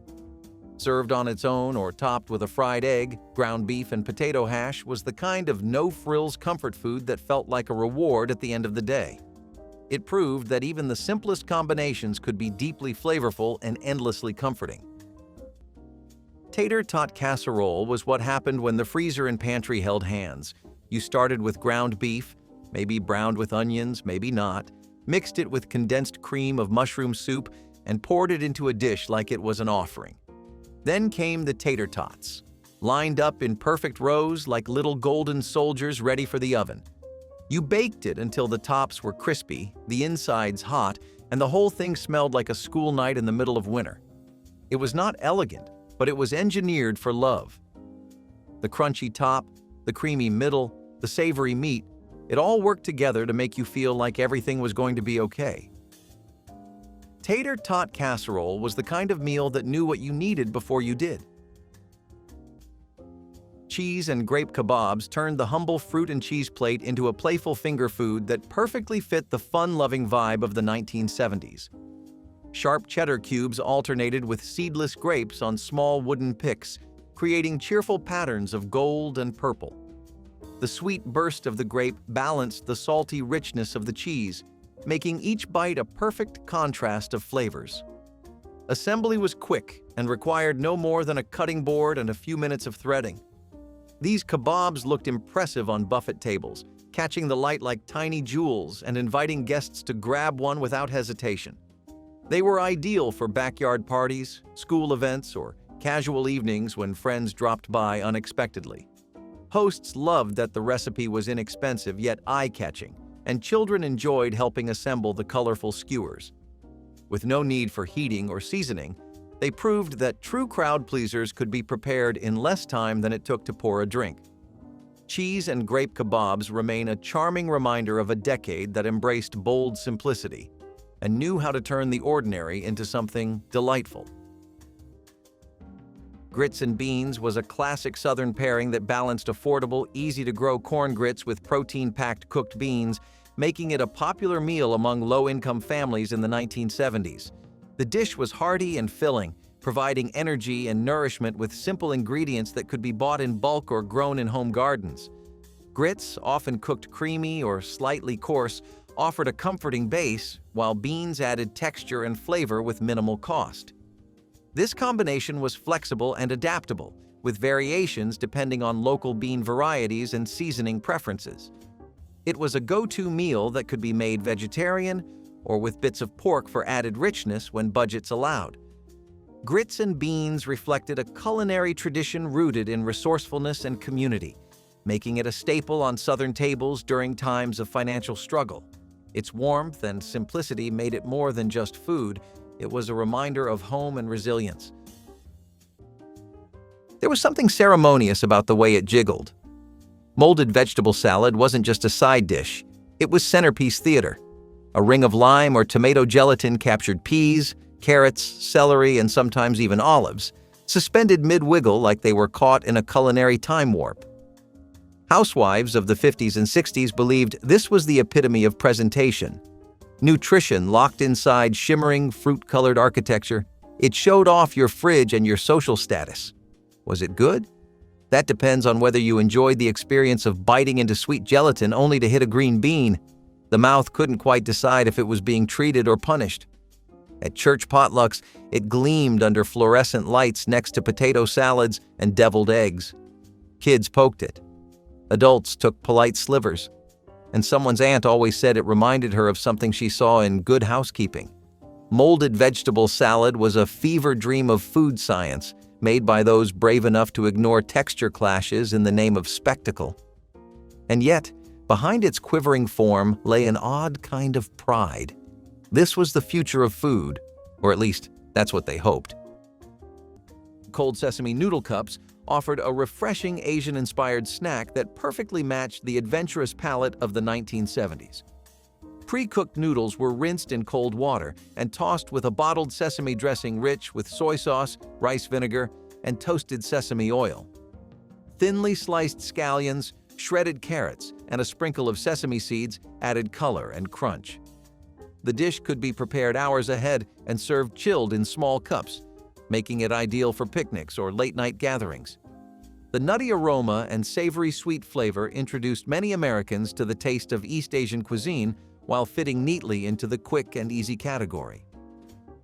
Hosts loved how it stayed flavorful even after sitting out for a while, and guests enjoyed the cool, slippery texture on warm days. With just minutes of preparation and no need for a stove once the noodles were boiled, these cups became a favorite for lively summer parties. Hamburger Helper was a miracle in a box. You added ground beef, water, and a little hope, and 30 minutes later, you had dinner. It came in flavors like cheeseburger macaroni, beef stroganoff, and lasagna, each with their own dusty little packet of magic. It was not gourmet, and it did not pretend to be. But when you were working full-time and raising kids on a threadbare budget, that little box meant everything. It meant one less thing to worry about. It meant your children would go to bed full, and even if they complained, they still cleaned their plates. Hamburger Helper was a symbol of the 70s, convenient, dependable, and proudly unpretentious. It fed millions. It made weekday meals possible. And in doing so, it earned its place in the kitchen cupboards of America. The packaging may have changed, but the memory never does. That skillet on the stove, bubbling with pasta and beef and something that tasted like comfort. It is burned into the memory like a family photo. Cornbread and pinto beans was a meal deeply rooted in Southern cooking that found its way into frugal kitchens across America during the 1970s. Pinto beans simmered slowly with onions, salt, and maybe just a scrap of ham or bacon for richness were served alongside or spooned over wedges of golden cornbread. The beans provided hearty protein and a savory earthiness, while the cornbread brought sweetness and a crumbly texture that made every bite satisfying. Cooking the beans low and slow allowed them to develop a depth of flavor that paired beautifully with the slightly crisp edges of skillet-baked cornbread. The dish was incredibly inexpensive, feeding a family for pennies and offering leftovers that were just as good reheated the next day. Many households considered this the ultimate comfort meal, perfect for cold evenings when something simple yet filling was needed. Butter melting into a hot slice of cornbread next to a steaming bowl of beans was a humble pleasure that carried generations of tradition. More than just a meal, it was a reminder of resourcefulness, resilience, and the beauty of making something wonderful from basic, affordable ingredients. Chicken and dumplings was the closest a meal ever got to a warm hug. It started with a broth, rich and savory, bubbling with tender bits of chicken. Then came the dumplings, soft, doughy, clouds that soaked up every drop of flavor like they were made for it. And maybe they were. Maybe they were made to carry the weight of tired hands and empty wallets. This dish was not about precision. It was about patience.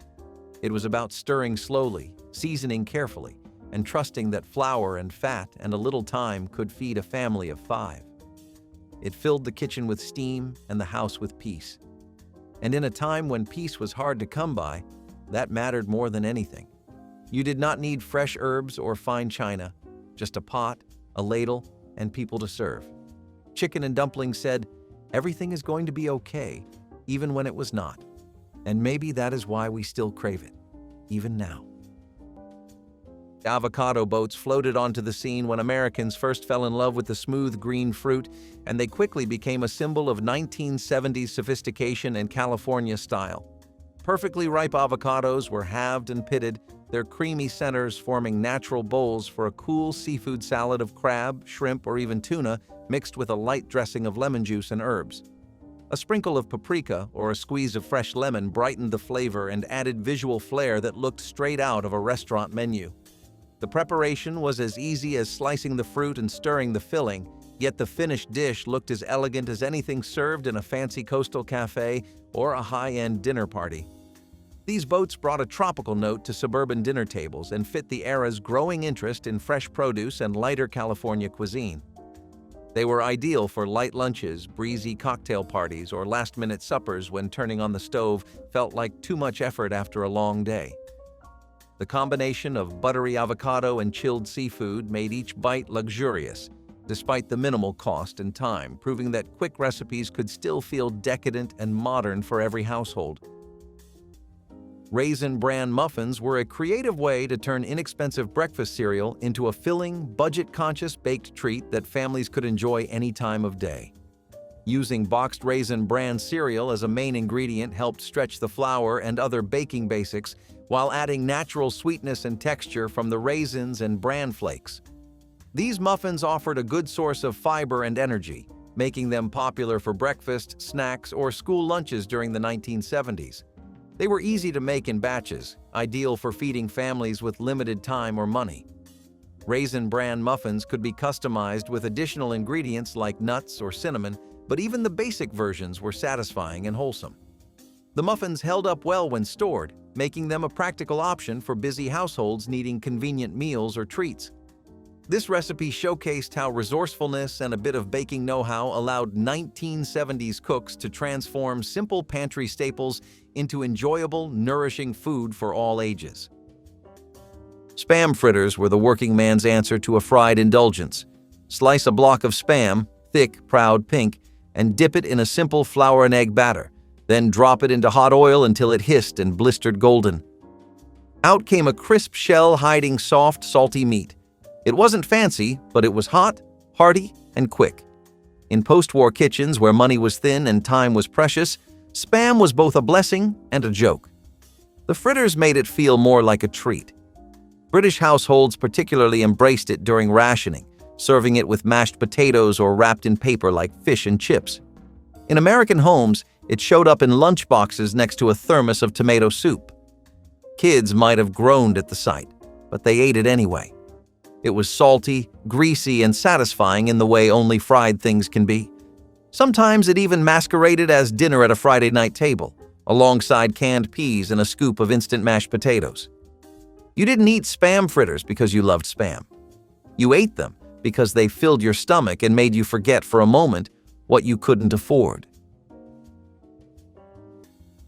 Meatloaf muffins were a clever twist on traditional meatloaf, designed to stretch ground meat into multiple small servings, perfect for families on a budget in the 1970s. Instead of making one large loaf, cooks baked individual muffin-sized portions in a pan, allowing for quicker cooking times and easier portion control. These mini meatloaves often incorporated filler ingredients like breadcrumbs, oats, or grated vegetables to bulk out the meat and make it go further. This approach helped families manage meat shortages or rising prices while still enjoying a classic comfort food. Meatloaf muffins could be topped with a simple tomato-based glaze or ketchup for added flavor, giving each muffin a delicious, slightly caramelized finish. They were perfect for school lunches or dinners and could be easily reheated without drying out. The convenience and economy of meatloaf muffins made them a beloved staple in frugal 1970s kitchens, showing how a bit of creativity could transform modest ingredients into family favorites. Quick cheese fondue. Dip brought the fun of a communal pot to the snack table without the lengthy setup of traditional fondue.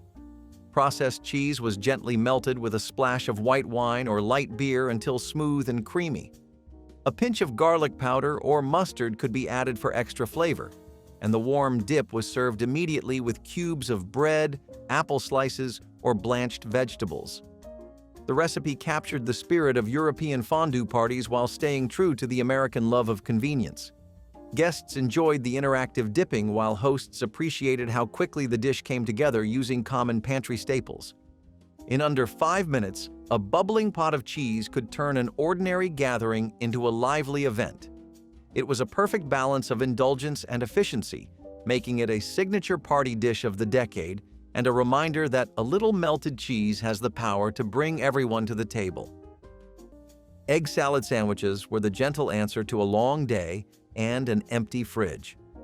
Hard-boiled eggs chopped and mixed with mayonnaise, a pinch of mustard, maybe celery or paprika if your mother had flair. Smeared thick onto soft white bread, wrapped in wax paper, and packed for school lunches or late-night snacks. The smell was sharp, the texture soft, the taste unmistakably homemade. These sandwiches never tried to be anything other than what they were. They were quiet, easy, and always ready, a bridge between breakfast and dinner, a standby when money was tight or the stove stayed cold. You didn't need a recipe, you needed boiled eggs, a fork, and 5 minutes. And somehow that was all it took to make something filling, something familiar, something kind. Mushroom barley soup was a perfect way to bring depth and richness to the table without expensive cuts of meat. The barley gave the soup a pleasantly chewy texture and added body, while the mushrooms provided a savory, almost meaty flavor that satisfied without animal protein.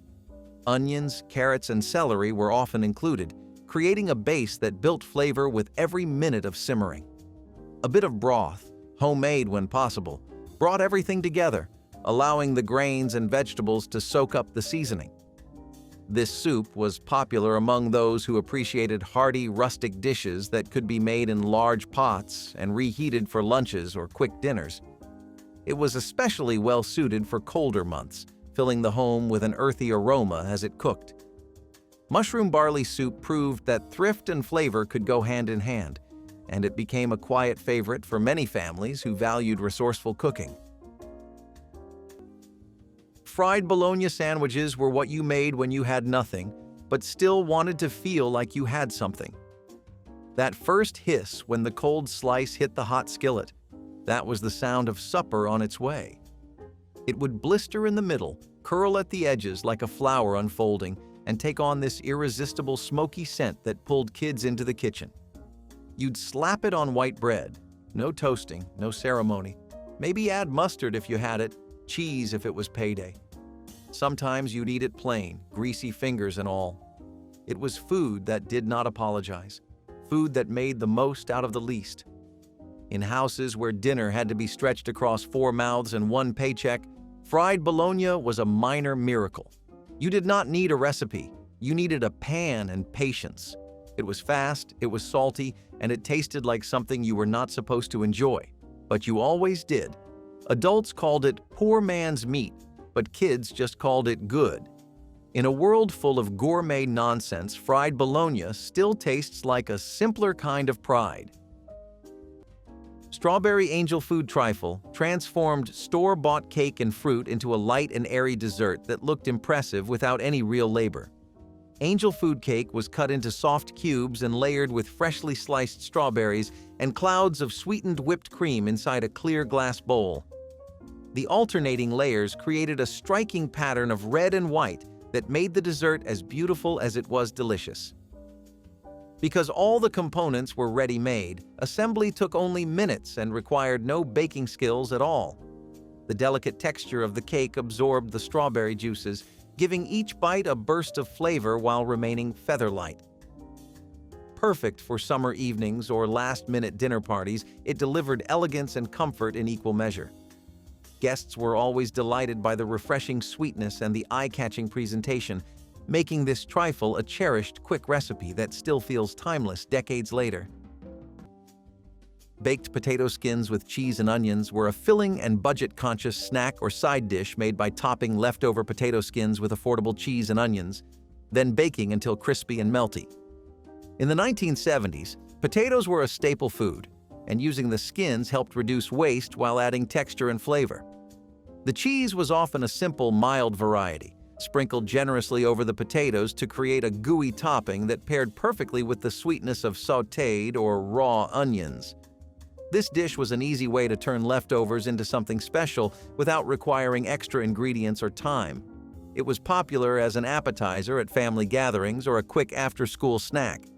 Baked potato skins with cheese and onions demonstrated the era's love for maximizing ingredients and enjoying comforting homemade food on a tight budget.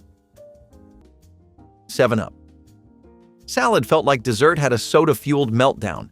Lemon-lime gelatin, 7-Up soda, crushed pineapple, miniature marshmallows, and sometimes nuts. It sparkled, jiggled, and made kids shriek with delight. It was the sugary cousin of ambrosia and the chaotic older sibling of fruit cocktail. Served in glass dishes with whipped topping and maraschino cherries, it was a staple of every school potluck and Sunday picnic. The soda gave it a fizzy tang, while the gelatin locked everything in like edible stained glass.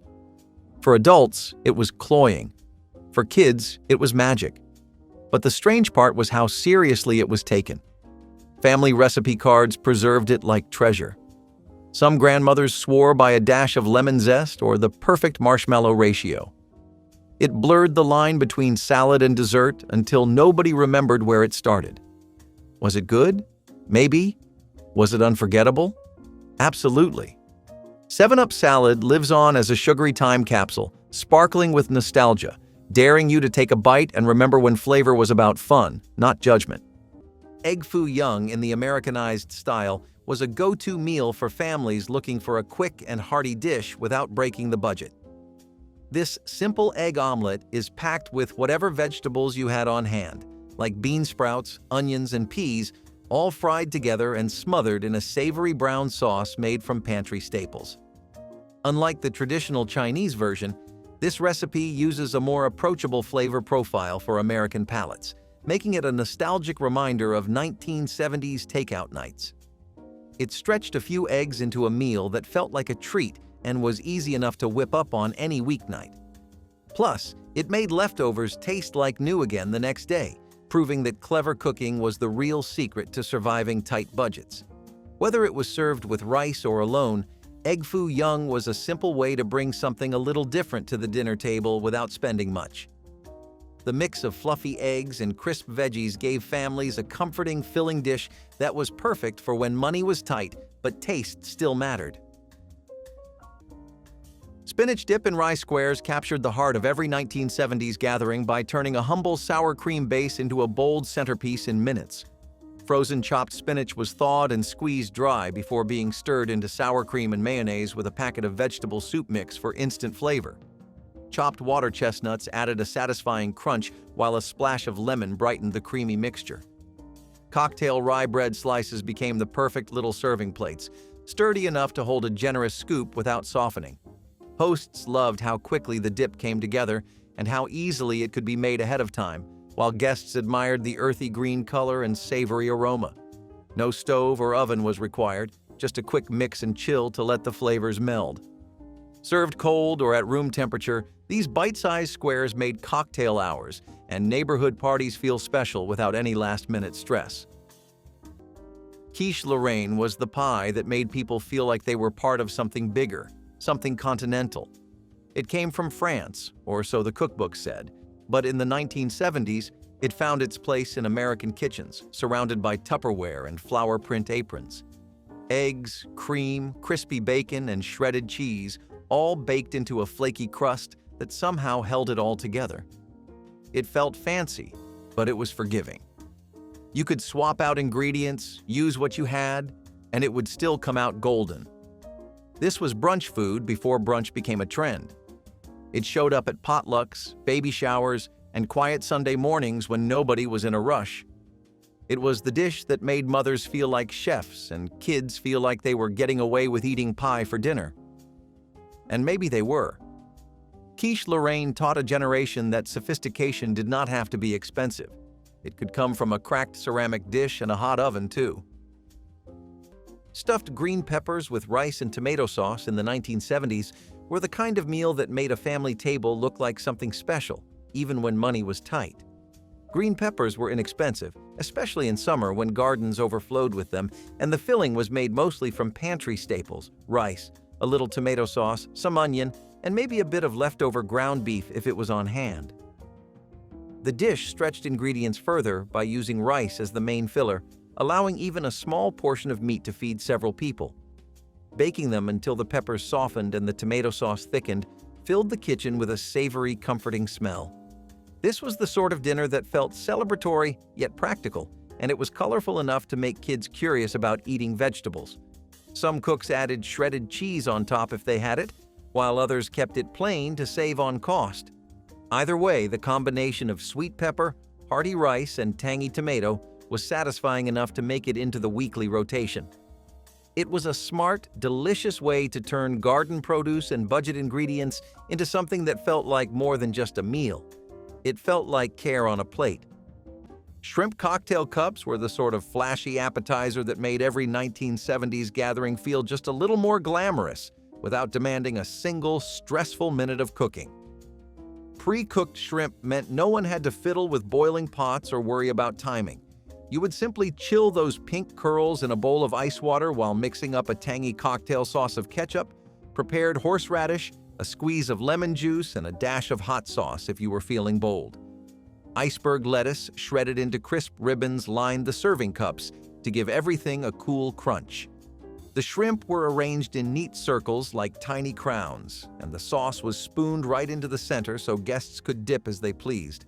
This was food designed to impress and to be ready almost instantly. The bright red sauce and the frosty shrimp made a dramatic splash against the pale lettuce, and that visual punch was as important as the taste. Hosts loved how the dish stayed fresh on a buffet table for an entire evening while they enjoyed their own party. In a decade obsessed with quick elegance, nothing else came close to this 5-minute classic. Porcupine meatballs were born out of thrift and genius. Take ground beef, mix it with uncooked rice, form them into balls, and cook them until the rice pokes through like tiny quills. The result looked like something between a hedgehog and a leftover miracle. These were not just clever, they were survival food. The rice stretched the meat farther, meaning families could feed more mouths for fewer dollars. Simmered in tomato sauce or baked in a casserole dish, they were warm, soft, and surprisingly satisfying. Every bite felt like something that was supposed to comfort you during hard times. Unlike some of the more theatrical dishes of the decade, porcupine meatballs were humble, filling, and easy to love. Kids liked the name, adults liked the savings, and everyone liked the way they tasted.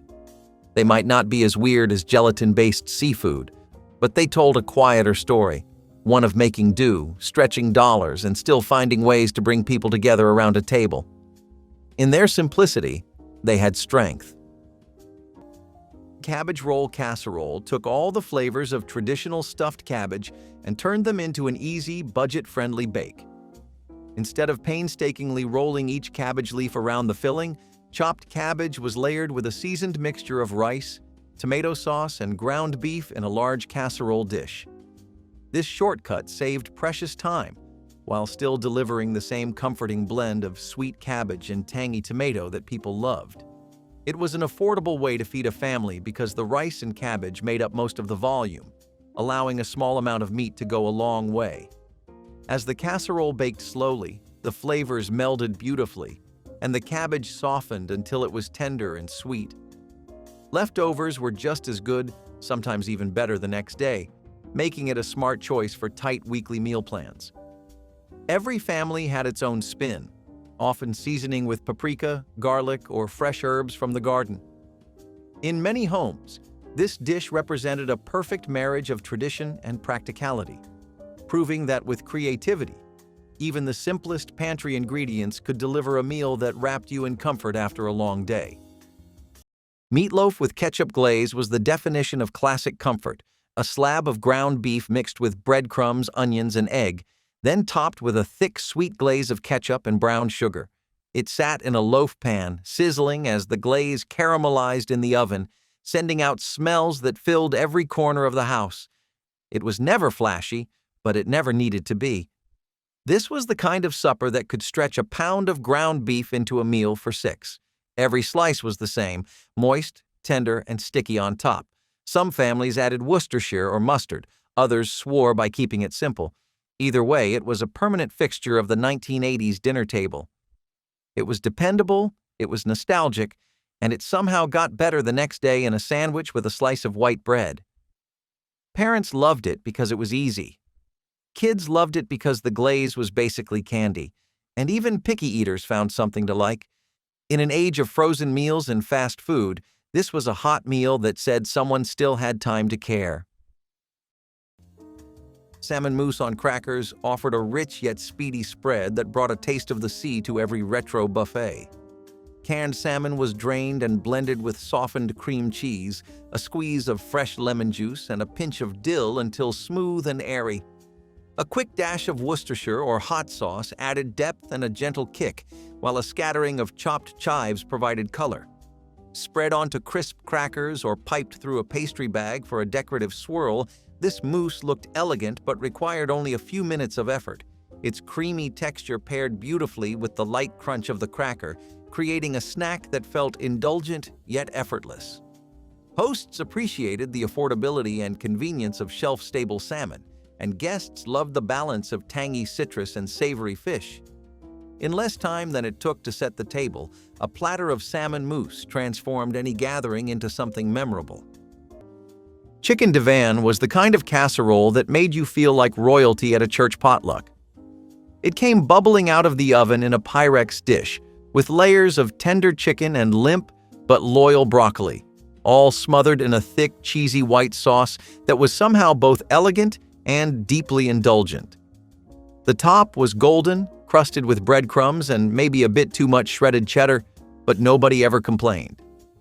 Moms swore it was fancy, especially if you used sherry in the sauce, even though most just poured in cream of chicken soup and prayed no one asked questions. It was often the go-to for leftover poultry, or a gesture of hospitality when someone had a new baby or a death in the family. You'd find yourself standing in the kitchen, plate in hand, scraping off the last bits with a spoon, even though you were full halfway through. It was rich, warm, and oddly comforting, like the casserole equivalent of a reassuring pat on the back. Chicken divan didn't try to be trendy or modern. It simply asked for a can, a casserole dish, and a bit of quiet appreciation. And for that, we always came back for seconds. Vegetable and rice soup was an economical and hearty soup that combined inexpensive rice with a medley of vegetables to create a meal that could feed many without overspending. This simple soup was a staple in 1970s households that needed to stretch food supplies while still providing warmth and nourishment.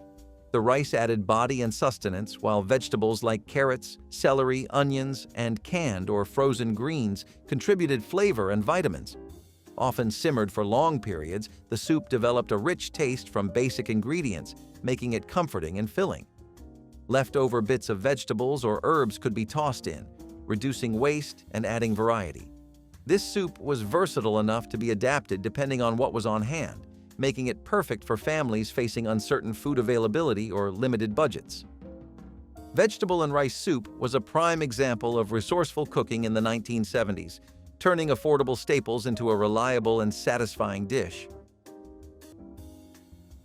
If these 1970s recipes stirred your appetite for nostalgia, comment your favorite and subscribe for more timeless flavors worth remembering.